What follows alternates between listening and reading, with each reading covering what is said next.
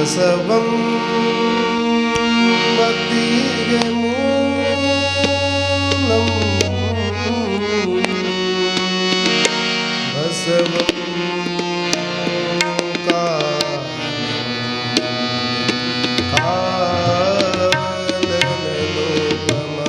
ಕಾಲನಲೋಪಮಶೀಲಂ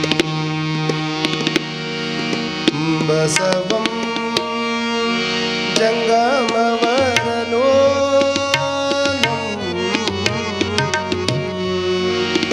ಬಸವ ರಕ್ಷಿಪುದನ್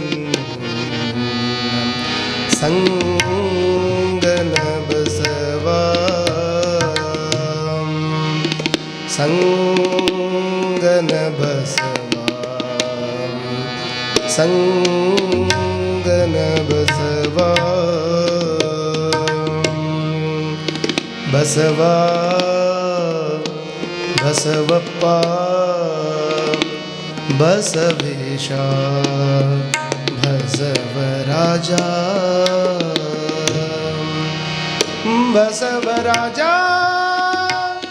ದಿವ್ಯ ಘನ ತೇಜ ಇದೋ ನಿನಗೆ ವಚನ ಪೂಜಾ ವಚನ ಪೂಜಾ ವಚನ ಪೂಜಾ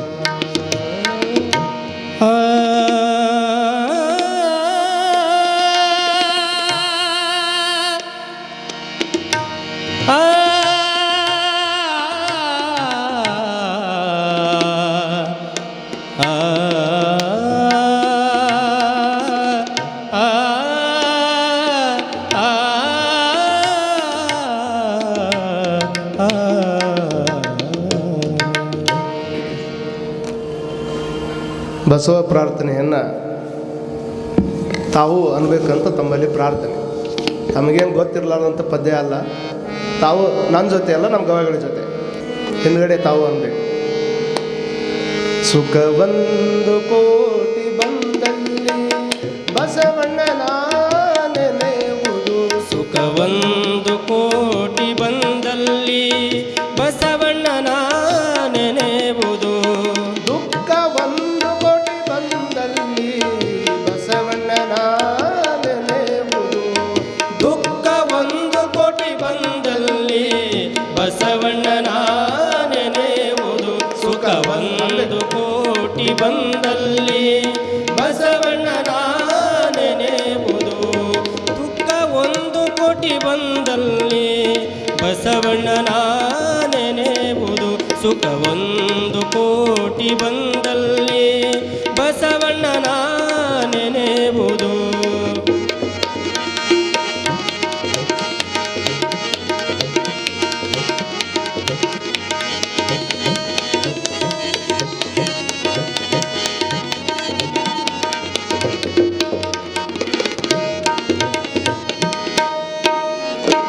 ಲಿಂಗಾರ್ಚನೆಯ ಮಾಡುವಲ್ಲಿ ಬಸವಣ್ಣನ ನೆನೆಯುವುದು.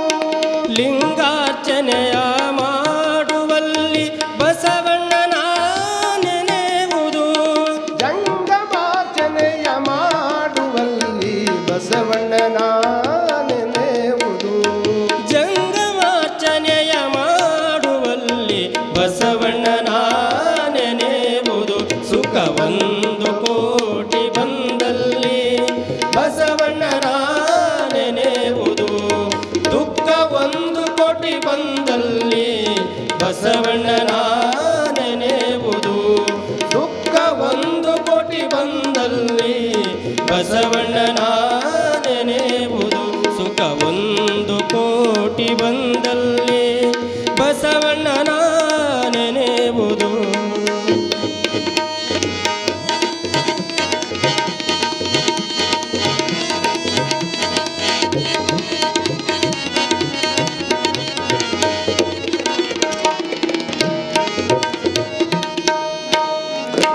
ಪಾದೋದಕ ಪ್ರಸಾದ ಕೊಂಬುವಲ್ಲಿ ಬಸವಣ್ಣನ ನೆನೆಯುವುದು.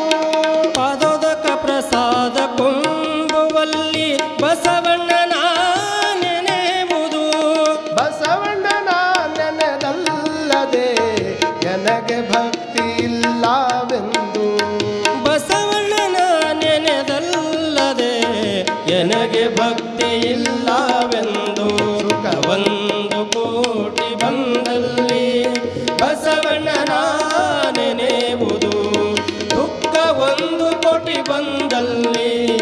ಬಸವಣ್ಣನ ನೆನೆಯುವುದು ದುಃಖ ಒಂದು ಕೋಟಿ ಬಂದಲ್ಲಿ ಬಸವಣ್ಣನ ನೆನೆಯುವುದು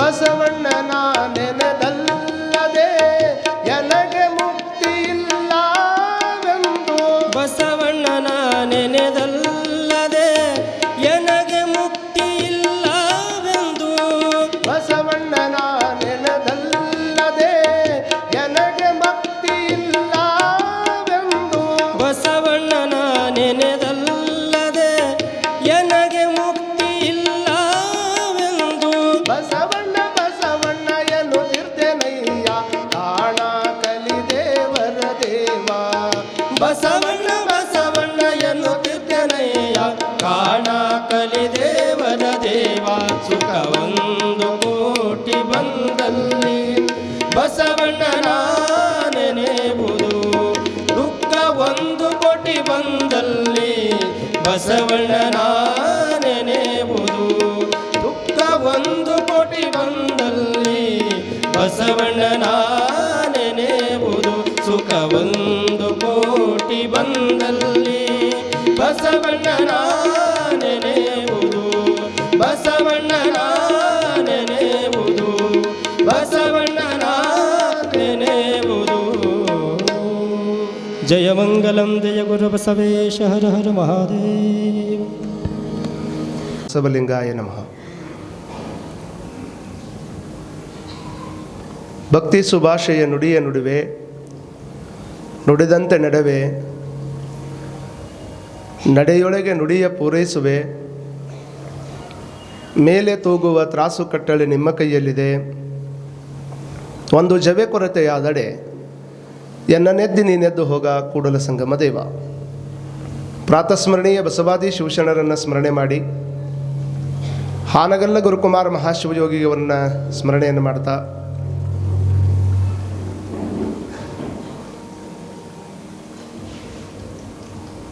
ಕಾಯಕ ಯೋಗಿ ಶಿವಬಸವ ಅಜ್ಜನವರನ್ನು ಸ್ಮರಣೆಯನ್ನು ಮಾಡಿ ಪರಮಾರಾಧ್ಯ ಗುರುವರರಾಗಿರುವಂಥ ಮನಕ್ವಾಡದ ಮೃತ್ಯುಂಜಯ ಅಪ್ಪಗಳನ್ನು ಸ್ಮರಣೆ ಮಾಡಿ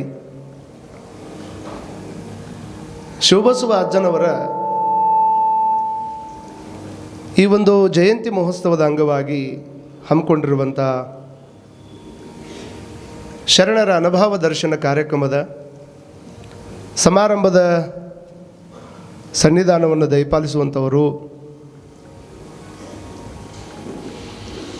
ಇಲ್ಲಿ ನಡೆಯುವಂಥ ಎಲ್ಲ ಕಾರ್ಯಕ್ರಮಗಳ ಸನ್ನಿಧಾನವನ್ನು ದಯಪಾಲಿಸಿರುವಂಥ ಗದಗಿನ ಜಗದ್ಗುರು ಮಹಾಸನ್ನಿಧಿಯವರ ಶ್ರೀಪಾದಕ್ಕೆ ಹಾಗೂ ಸದ್ಯದ ಪೀಠಾಧಿಪತಿಗಳಾಗಿರುವಂಥ ಪರಮ ಪೂಜ್ಯ ಶ್ರೀ ಡಾಕ್ಟರ್ ಅಲ್ಲಮಪ್ರಭು ಮಹಾಸ್ವಾಮೀಜಿಯವರ ಶ್ರೀಪಾದಕ್ಕೆ ಭಕ್ತಿಯ ಶರಣುಗಳನ್ನು ಸಮರ್ಪಣೆಯನ್ನು ಮಾಡಿ, ವಿಶೇಷವಾಗಿ ಇಂದಿನ ಸಮಾರಂಭದಲ್ಲಿ ಆಗಮಿಸಿರುವಂಥ ಪರಮ ಪೂಜ್ಯರು, ಹಿರಿಯರು, ಮಾರ್ಗದರ್ಶಕ ಪರಮ ಪೂಜ್ಯರಾಗಿರುವಂಥ ಕಾರಂಜಿ ಮಠದ ಪರಮ ಪೂಜ್ಯರ ಶ್ರೀಪಾದಗಳಿಗೆ ಭಕ್ತಿಯ ಶರಣಾರ್ಥಿಗಳನ್ನು ಸಮರ್ಪಣೆಯನ್ನು ಮಾಡಿ, ನಮ್ಮ ಮಲ್ಲಿಕಾರ್ಜುನ ದೇವರಲ್ಲಿ ಹಾಗೂ ಶಿವಲಿಂಗೇಶ್ವರ ದೇವರಲ್ಲಿ ಶರಣುಗಳನ್ನು ಸಮರ್ಪಣೆಯನ್ನು ಮಾಡ್ತಾ, ಈ ಕಾರ್ಯಕ್ರಮದ ಉದ್ದಕ್ಕೂ ಸಹಿತ ಸಂಗೀತ ಸೇವೆಯನ್ನು ಮಾಡ್ತಾ ಇರುವಂಥ ನಮ್ಮ ಸಂಗೀತ ಕಲಾ ಬಳಗಕ್ಕೆ ಹಾಗೂ ಈ ಕಾರ್ಯಕ್ರಮದಲ್ಲಿ ಭಕ್ತಿಯಿಂದ ಶ್ರದ್ಧೆಯಿಂದ ಆಗಮಿಸಿರುವಂಥ ತಮ್ಮೆಲ್ಲರಿಗೂ ಶರಣಾರ್ಥಿಗಳು.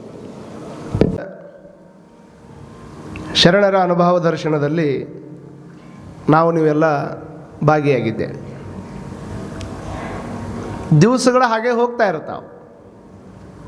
ಮತ್ತೀಗ ರಾತ್ರಿ ಆಗ್ಯದ, ಮುಂಜಾನೆ ಬೆಳಗಾಗ್ತದೆ. ಬಹುತೇಕ ಇಲ್ಲಿ ಕುಂತವ್ರಿಗೆ ಎಲ್ಲರಿಗೂ ಗೊತ್ತಿರಬೇಕು, ಎಲ್ಲರಿಗೂ ಬ್ಯಾಂಕ್ನೊಳಗೆ ಪಾಸ್ಬುಕ್ ಅದಾವೆ. ಎಲ್ಲರೂ ಅದಾವೆ, ಇಲ್ಲಿ ಕುಂತವ್ರು ಎಲ್ಲರೂ ಇರ್ಬೋದು. ನೀವು ಪಾಸ್ಬುಕ್ ಎಲ್ಲರೂ ಇಟ್ಕೊಂಡಿರಿ, ಬ್ಯಾಂಕ್ನೊಳಗೆ ಒಂದಿಷ್ಟು ಠೇವಣಿ ರೊಕ್ಕನೇ ಇಟ್ಟಿರ್ಬೋದು. ನೋಡಿ, ಉದಾಹರಣೆಗಾಗಿ 1,00,000 ರೂಪಾಯಿ ರೊಕ್ಕ ನೀವು ಠೇವಣಿ ಇಟ್ಟಿರಿ ಅಂತ ತಿಳ್ಕೊಳ್ರಿ. 1,00,000 ರೂಪಾಯಿ ರೊಕ್ಕದೊಳಗೆ ಒಂದು 25,000 ರೂಪಾಯಿ ಸುಮ್ಮನೆ ಹಂಗೆ ಕೆಲಸಕ್ಕೆ ಬಾರ್ಲಾರ್ದಕ್ಕೆ ಖರ್ಚಾಯಿತು ಅಂದರೆ ಏನು ಮಾಡ್ತಾರೆ? ವಿಚಾರ ಮಾಡ್ತಾರೆ ಭಾಳ ಮಂದಿ. ಯಾವುದಕ್ಕೆ ಕೆಲಸಕ್ಕೆ ಆಗಲಿಲ್ಲ ರೀ, 25,000 ಸುಮ್ಮನೆ ವೃತ ಹೋಗಿಬಿಡುತ್ತೆ ನಮ್ಮದು ಅಂತ. ಇರುವಂಥ ರೊಕ್ಕದೊಳಗೆ ಸುಮ್ಮನೆ ಹಂಗೆ ಇಮ್ಯಾಜಿನ್ ಮಾಡ್ಕೊಳ್ರಿ ನೀವು. ನಾ ಹೇಳಕತ್ತೀನಿ, ನಿಮ್ಮ ಕಡೆ ಅಕೌಂಟ್ನಾಗ ರೊಕ್ಕ ಐತಿ, ಅವು ಖರ್ಚಾಗ್ಯಾವ. ಒಂದು 25,000 ರೂಪಾಯಿ ರೊಕ್ಕ ಸುಮ್ಮನೆ ಖರ್ಚಾಯಿತು ಅಂದರೆ ಭಾಳ ಮಂದಿ ಹಳಹಳಿ ಮಾಡ್ಕೊತಾರೆ. ಏನಂತ, ಏನಪ್ಪ ಹಂಗೆ ಹೋಗಿಬಿಡುತ್ತಲ್ಲ. ಯಾವುದಾದ್ರೂ ಒಂದು ಒಳ್ಳೆ ಕೆಲಸಕ್ಕೆ ಉಪಯೋಗ ಆಗಿದ್ರೆ ಏನು ಅನಿಸೋಂಗಿಲ್ಲ. ಸುಮ್ಮನೆ ಹಂಗೆ ಹೋಗಿಬಿಟ್ಟಿತ್ತು ಅಂದರೆ 25,000 ರೂಪಾಯಿ ಹಂಗೆ ಹೋಯ್ತು. ಮತ್ತು ಮನುಷ್ಯನ ತಲೆ ಏನು ಓಡ್ತದೆ, ಮತ್ತು 25,000 ರೂಪಾಯಿ ಜಮಾ ಮಾಡಬೇಕು. ಅದನ್ನು ಸುದ್ದು 1 ಲಕ್ಷ ರೂಪಾಯಿ ಮಾಡ್ಬೇಕು. ಅದಕ್ಕೆ ಲಕ್ಷ ಇದ್ರೆ ಲಕ್ಷ ಅನ್ಕೊಡ್ರಿ, ಕೋಟಿ ಇದ್ರೆ ಕೋಟಿ ಅನ್ಕೊಡ್ರಿ, ಒಟ್ಟೆ ಜಮಾ ಮಾಡ್ಬೇಕು ಅನ್ನೋ ಲೆಕ್ಕಕ್ಕೆ ಹೋಗ್ತೀವಿ ನಾವೆಲ್ಲ. ನಾ ಕೇಳ್ತೀನಿ ಕೂತವ್ರಿಗೆ, ಬರೀ ನಾವು ದುಡಿದಿಟ್ಟಿರ್ತಕ್ಕಂಥ ರೊಕ್ಕದೊಳಗೆ 25,000 ರೂಪಾಯಿ ರೊಕ್ಕ ಸುಮ್ಮನೆ ಖರ್ಚಾಗಿ ಹೋದರೆ ಭಾಳ ಮಂದಿ ತಲೆ ಕೆಡಿಸ್ಕೊಂತಾರೆ. ಖರ್ಚಾಗಿರುವಂಥ ರೊಕ್ಕವನ್ನು ಮತ್ತೆ ಹೊಳ್ಳಿ ದುಡಿದು ನಾವು ಸರಿ ಮಾಡೋಕ್ಕೆ ಬರ್ತದೆ. ಆದರೆ ಭಗವಂತ ನಮಗೆ ಇಲ್ಲಿಗೆ ಕಳಿಸ್ಬೇಕಾದ್ರೆ ಈ ಆಯುಷ್ಯ ಅನ್ನುವಂಥ ಡಿಪಾಸಿಟ್ ಕೊಟ್ಟು ಕಳಿಸ್ಯಾನಲ್ಲ, ಇದರಾಗಿನ ವಯಸ್ಸು ಅನ್ನುವಂಥದ್ದು ವೃತ ಹೊಂಟು ಅಂತಂದ್ರೆ ನೀವು ಹೊಳ್ಳಿ ಹೆಂಗೆ ಇದನ್ನು ಕೂಡಿಸವ್ರ? ಇದು ಹೋಗುದೇ ದಿವಸ ಹೋಗುದೇ. ಇದು ದಿವಸ ಬ್ಯಾಂಕ್ನಾಗ ಡಿಪಾಸಿಟ್ ಇದ್ದಂಗೆ ಮನುಷ್ಯಾಗ ಆಯುಷ್ಯ ಎಷ್ಟು ಅಂತ ಕೇಳಿದ್ರೆ ತಾವೆಲ್ಲರೂ ಹೇಳ್ತೀರಿ, ಆಯುಷ್ಯ ಎಷ್ಟರಮ್ಮ, ಎಷ್ಟು 100 ಅಂತ ಗಟ್ಟಿ ಚೆನ್ನಾಗಿ ತಯಾರಿಲ್ಲ ನೀವು. ಯಾಕಂದ್ರೆ ಕರೋನಾ ಬಂದ ಮೇಲೆ ಗೊತ್ತಾಗ್ಯದ ನಮಗೆ.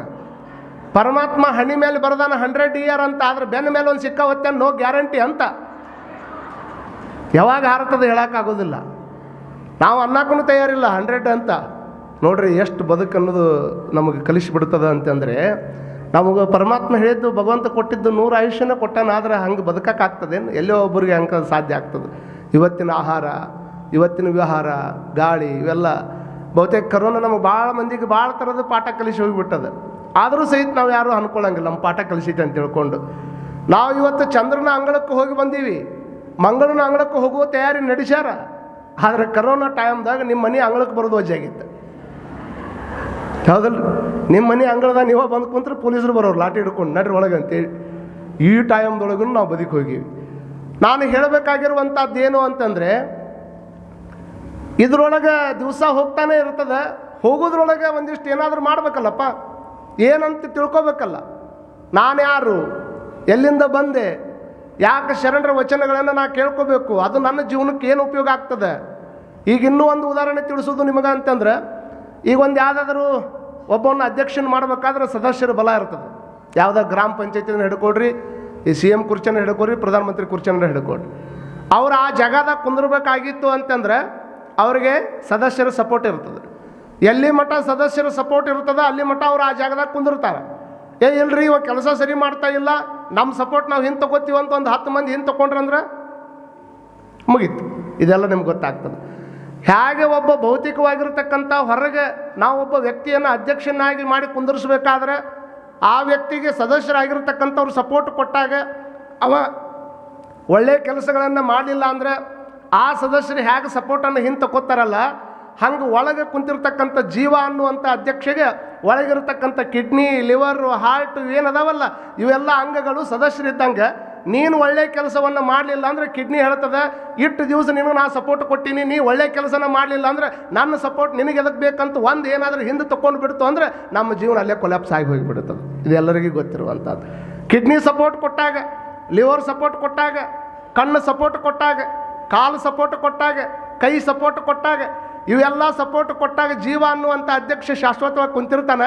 ಇವೆಲ್ಲ ಸಪೋರ್ಟ್ ಕೊಟ್ಟಾಗನೇ 4 ಮಂದಿ ಹೌದು ಅನ್ನುವಂಥ ಕೆಲಸವನ್ನು ಮಾಡಿಬಿಟ್ಟೆ ಅಂದರೆ ಇನ್ನೂ ಒಂದಿಷ್ಟು ದಿವಸ ಅವ್ರು ಸಪೋರ್ಟ್ ಕೊಡ್ಕೊತ ಹೊಕ್ಕವ. ಮತ್ತು ಕೊಟ್ಟ ಅವಧಿ ಒಳಗೆ ಏನಾದರೂ ಕೆಲಸ ಸರಿ ಮಾಡಲಿಲ್ಲ ಅಂದರೆ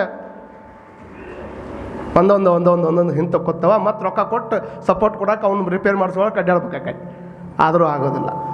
ಹಾಗಾಗಿ ನಾವು ವಿಚಾರ ಮಾಡ್ಕೋಬೇಕು. ಅದನ್ನು ಬಸವಣ್ಣನವ್ರು ಹೇಳಿದರು. ಅಪ್ಪ ಬಸವಣ್ಣನವರು, ನೆರೆಕೆನ್ನೆಗೆ ತೆರೆಗಲ್ಲಕ್ಕೆ ಶರೀರ ಗೂಡು ಹೋಗದ ಮುನ್ನ, ನೆರೆಕೆನ್ನೆಗೆ ತೆರೆಗಲ್ಲಕ್ಕೆ ಶರೀರ ಗೂಡು ಹೋಗದ ಮುನ್ನ, ಮುಪ್ಪಿಂದೊಪ್ಪಳಿಯದ ಮುನ್ನ, ಮೃತ್ಯು ಮುಟ್ಟದ ಮುನ್ನ. ಮೃತ್ಯು ಬಂದು ನಿನ್ನ ಮುಟ್ಟದ ಮುನ್ನ, 4 ಮಂದಿ ಹೊತ್ಕೊಂಡು ಹೋಗೋದಕ್ಕಿಂತ ಮುಂಚೆಕ್ಕೆ, ಹೊತ್ತು ಹೋಗದ ಮುನ್ನ ಅಲ್ಲ. ಹೊತ್ತು ಹೋಗದ ಮುನ್ನ ಅಂದರೆ ಭಾಳ ಮಂದಿ ಸೂರ್ಯ ಹಿಂಗಿದ್ದಾವ ಹಿಂಗೆ ಬಂದ ಅಂದರೆ ಹೊತ್ತು ಹೋಗೈತೆ ಅಂತಾರೆ. ಆದರೆ ಹೊತ್ತು ಹೋಗೋದು ಅಂದರೆ ಒಂದು ಕಾರ್ ರೆಡಿ ಮಾಡ್ತಾರೆ. ನಮ್ದು ಈಗ ಬೇಕಾದಂಥ ಕಾರ್ನಾಗ ಅಡ್ಡಾಡ್ರಿ ನೀವು. ಆದ್ರೆ ಕೊನೆಗೆ ಒಂದು ಕಾರ್ ರೆಡಿ ಮಾಡ್ತಾರೆ. ಅದಕ್ಕೆ ಬೊಂಬಿನ ಕಾರು ಅಂತ. ಬೊಂಬಿನ ಕಾರು, 4 ಮಂದಿ ಡ್ರೈವರು, ಒಬ್ಬನ ಪ್ಯಾಸೆಂಜರ್. ತಿಳಿದೈತಲ್ಲ ನಿಮಗೆ? 4 ಮಂದಿ ಡ್ರೈವರ್ ಇರ್ತಾರೆ, ಒಬ್ಬನ ಪ್ಯಾಸೆಂಜರ್ ಕುಂತಿರ್ತಾನೆ. ಅವ ಅಗದಿ ಚಂದ ಹಿಂಗೊಮ್ಮೆ ಮಾಡ್ಕೊತ ಹೊಂಟಿರ್ತಾನೆ. ಅದು ಹಂಗೆ ನೆನಪಿಸ್ಕೊಂತಿರ್ಬೇಕು ಅವಾಗ ಯಾವಾಗಾರ.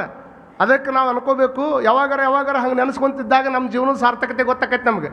ಅದಕ್ಕೆ ವಿದುರ ನೀತಿ ಒಳಗೆ ಒಂದು ಮಾತು ಕೇಳ್ಯಾರ, ದರ್ರೋಜ್ ಹಜಾರ್ ಮಾನಸೆ ಮರತ್ ಅಸ್ತಾನ ಮೀ ಮಾತ್ರ ಮರನಾರ್ ನಾಹಿ ಅಶಗಮಿಂಡಿತ್ ಲೋಕ ವಾಗ್ತಾತ್ ಹೇ ಮಲ ಆಶ್ಚರ್ಯ ವಾಡ್ತಾ. ದಿವಸ ಸಾಯೋರ್ನ ಎಷ್ಟು ಮಂದಿ ನೋಡಿಲ್ಲ ತಾಯಿ ನೀವು? ಎಷ್ಟು ಮಂದಿ ಮಾಲೆ ಹಾಕಕ್ಕೆ ಹೋಗಿಲ್ಲ ಹೇಳಿ ನೋಡೋಣ. ಎಷ್ಟೋ ಮಂದಿ ಸತ್ತವ್ರನ್ನು ನೋಡಿರಿ, ಸತ್ತವ್ರಿಗೆ ಮಾಲೆ ಹಾಕಕ್ಕೆ ಹೋಗಿರಿ, ಅವ್ರ ಮುಂದೆ ಕುತ್ಕೊಂಡು ಹತ್ತವರು ರಗಡ್ ಮಂದಿ ಅದಾರ. ನಾ ಫಸ್ಟ್ ಮನಕ್ವಾಡ ಮಠಕ್ಕೆ ಆದ ಕೂಡಲೇ 10 ವರ್ಷದಿಂದ ಡಿಸೆಂಬರ್ 1ಕ್ಕೆ 10 ವರ್ಷ ಆಯ್ತು ನಮ್ಮ ಮನಕ್ವಾಡ ಮಠಕ್ಕಾಗಿ. 10 ವರ್ಷದಾಗ 1ನೇ ವರ್ಷ ನಮ್ಮ ಮಠದ ಒಬ್ಬ ಭಕ್ತರು ತೀರ್ಕೊಂಡಾರ ಅಂತ ತಿಳ್ಕೊಂಡು ನನ್ನ ಸ್ವಾಮಿಗಳು ಮಾಲೆ ಹಾಕಕ್ಕೆ ಬರ್ರಿ ಅಂತ ಕರ್ಕೊಂಡು ಹೋದ್ರು. ಪಾಪ ಹೆಣ್ಮಗಳು ಎಲ್ಲಿ ಏನು ಅವರು ಸ್ವಾಮಿಗಳು ಬಂದಾರ ಅಂದ್ಬಿಡ್ಲೆ ಕೆಲವು ಮಂದಿ ಅಳವರು ಭಾರಿ ಟೆಕ್ನಿಕಲಿ ಅಳ್ತಾರೆ ಇತ್ತಿತ್ತಾಗಿ. ಆ ಟೆಕ್ನಿಕ್ ಅಂದ್ರೆ ದೊಡ್ಡ ಮಂದಿ ಬಂದರೆ ನಿನಗೆ ಅಳಕ್ಕೆ ಬರೋದಿಲ್ಲ ಸರಿ ಅಂತ ಬಂದು ಮುಂದೆ ಕುಂದ್ರೋದು, ಇಲ್ಲಾಂದ್ರೆ ನಿನ್ನ ಕಣ್ಣೀರು ಅಷ್ಟು ಚುಳಿಯಲ್ಲ ಸರಿ ಅಂತ ಹಿಂದೆ ಕುಂದ್ರು. ಹಿಂಗೇನೇನೋ ಒಟ್ಟು ಅವು ಟೆಕ್ನಿಕ್ ಇರ್ತಾವೆ, ಅವು ನಿಮಗೆ ಗೊತ್ತು. ಆ ಹೆಣ್ಮಗಳು ನಾ ಮಾಲೆ ಹಾಕಿ ಹಿಂದೆ ಸರಿದ್ರಾಗ ಆ ಹೆಣ್ಮಗಳು ಏನಬೇಕು, ಯಪ್ಪ 10 ಹೊಂಟ್ರ ಮಠ ಅಂತಿದ್ದು ನಮ್ಮಪ್ಪ. ಹೌದು, ಚಲೋ ಇದ್ದದಕ್ಕೆ ಬಂದೀನಿ ನಾನು ಮಾಲೆ ಹಾಕಕ್ಕೆ. 10 ಹೊಂಟ್ರ ಮಠ ಅಂತಿದ್ದ. ನೀವು ಬಂದ ಮೇಲೆ ನಮ್ಮಪ್ಪ ಸ್ವಲ್ಪ ದಿವಸದಾಗ ಸತ್ತಾನ, ನೀ ಗಟ್ಟುಳು ಸ್ವಾಮಿ ಆಗಿದ್ರೆ ನಮ್ಮ ಅಪ್ಪನ ಬದುಕಿಸ ಹೋಗ್ಬೇಕಂತ ತಿಂತಾಳೆ ಆಕಿ ನನಗೆ. ಮುಂದೇನು ಮಾಡೋರು ನೀವು? ಅಲ್ಲಿ ನನ್ನ ಪರೀಕ್ಷೆ ಇಟ್ಟಾಳೆ ನೋಡ್ರಿ, ಏನು ಮಾಡ್ತೀರಿ ಅವ್ವ? ಅಲ್ಲೇ ಸತ್ತವರ ಮನೆಯಲ್ಲಿ ಸಂತೆ ನೆರವ ತೆರೆದಿ ಸತ್ತವರ ಮನೆ ಮುಂದೆ ಮಾತೊಂದು ಹೇಳಿ ಹೋಗುವರಲ್ಲದೆ ಸತ್ತವರ ಬದುಕಿಸುವ ಸಾಮರ್ಥ್ಯ ಯಾರಿಗೂ ಇಲ್ಲ. ಮಧುರ್ಚಂದ್ರ ಹೇಳ್ತಾರೆ, ಸತ್ತವ್ರ ಮನೆ ಮುಂದೆ ಮಾತು ಹೇಳ್ಬೋದು ಅಟ್ಟ. ಏನು ಚಂದ ಹೇಳ್ತಿರ್ತಾರೆ ನೋಡ್ರಿ, ಭಾರಿ ಚಂದ ಮಾತು ಬರ್ತಿರ್ತಾವ ಆ ಟೈಮ್ದಾಗ. ಏನೈತಿ ಏನು ಓದ ಎಲ್ಲ ವೈರಾಗ್ಯದ ಮಾತು ಬರ್ತಾವ. ಆಗ ಮತ್ತೆ ಅಲ್ಲಿಂದ ಬಿಟ್ಟು ಮೈ ಮೇಲೆ ನೀರು ಹಾಕ್ಕೊಂಡ್ರೆ ಎಲ್ಲ ತೊಳ್ಕೊಂಡು ಬರ್ತಾರೆ ಹೊರಗೆ. ಮತ್ತೆ ತೊಂಬ ಇಲ್ಲ ಅಂಗಡಿ ಚಾವಿ ತೊಂಬ, ಅದ್ರ ಚಾವಿ ತೊಂಬ, ಮತ್ತೆ ಹಂಗೆ ಅನ್ನೋರು ಅಂತಾರೆ, ಹುಟ್ಟವ್ರು ಹುಡ್ತಾರೆ, ಹೋಗೋರು ಹೋಗ್ತಾರೆ. ಇದು ನಮ್ಮ ಇದಾಗ್ತದೆ. ಕಾರಣ ಏನು ಅಂತಂದ್ರೆ, ದಿವಸ ಸತ್ತವ್ರ ಹತ್ರ ಹೋಗಿರಿ, ಸತ್ತವ್ರನ್ನು ನೋಡಿರಿ, ಅವ್ರಿಗೆ ಮಾಲೆ ಹಾಕಕ್ಕೆ ಹೋಗಿರಿ, ಅವ್ರ ಮುಂದೆ ಕಣ್ಣೀರು ಹಾಕಿ ಬಂದಿರಿ, ಹೆಗಲು ಕೊಟ್ಟಿರಿ, ಅವ್ರಿಗೆ ಮಣ್ಣು ಹಾಕಕ್ಕೆ ಹೋಗಿರಿ. ಆದರೂ ಒಮ್ಮೆ ಅನ್ಕೊಳಂಗಿಲ್ಲ, ನಾನು ಇವ್ನಂಗೆ ಒಂದು ದಿವಸ ಒಳಗೆ ಹೋಗಾವದೀನಿ, ನಾನು ಒಂದು ದಿವಸ ಇವ್ನಂಗೆ ಪ್ರಾಣ ಬಿಡಾವದೀನಿ, ಇವ್ನಂಗೆ ಪ್ರಾಣ ಬಿಡಾವದೀನಿ ಅನ್ನುವಂಥ ತತ್ವ ಯಾವಾಗ ನಮಗೆ ಗೊತ್ತಾಗ್ತದೆ ಸತ್ಯ, ಅವತ್ತು ನಮ್ಮ ಬದುಕಿನ ಸಾರ್ಥಕತೆ ಗೊತ್ತಾಗ್ತದೆ. ನಾ ಏನು ಮಾಡಬೇಕು ಏನು ಮಾಡಬಾರ್ದು ಅನ್ನುವಂಥದ್ದು ಯಾವಾಗ ಗೊತ್ತಾಗ್ತದೆ ಅಂದರೆ, ನಾನು ಇವ್ನಂಗೆ ಒಂದು ದಿವಸ ಒಳಗೆ ಹೋಗಾವದೀನಿ.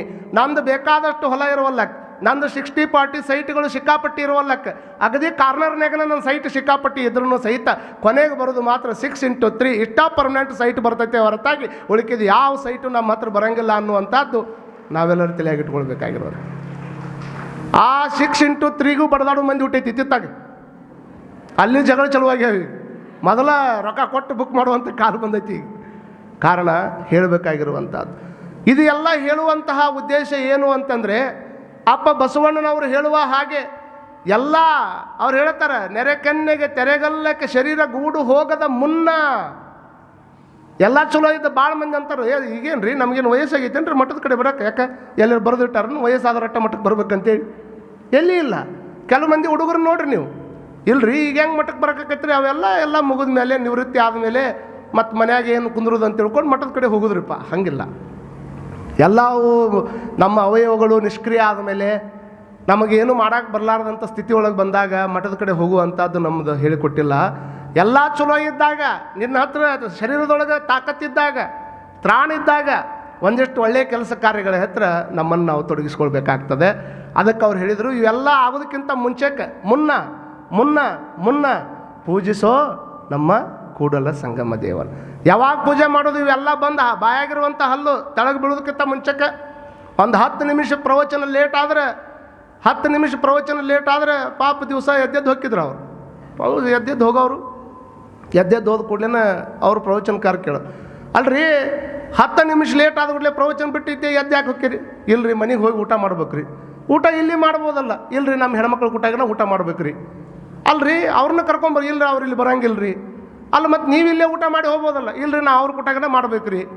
ಯಾಕಂತ ಒತ್ತಾಯ ಮಾಡಿ ಕೇಳಿದ್ರೆ ಅವ್ರು ಏನು ಅನ್ಬೇಕು? ಇಲ್ರಿ ಅದು ಜರಿ ಇಬ್ಬರು ನಡುವೆ ಹಲಸಟ್ಟು ಒಂದೇ ಐತ್ರಿ, ಹಿಂಗಾಗಿ ನಾ ಹೋಗಿ ಕೊಟ್ಟ ಮೇಲೆ ಅವ್ರು ಊಟ ಮಾಡ್ತಾರೆ.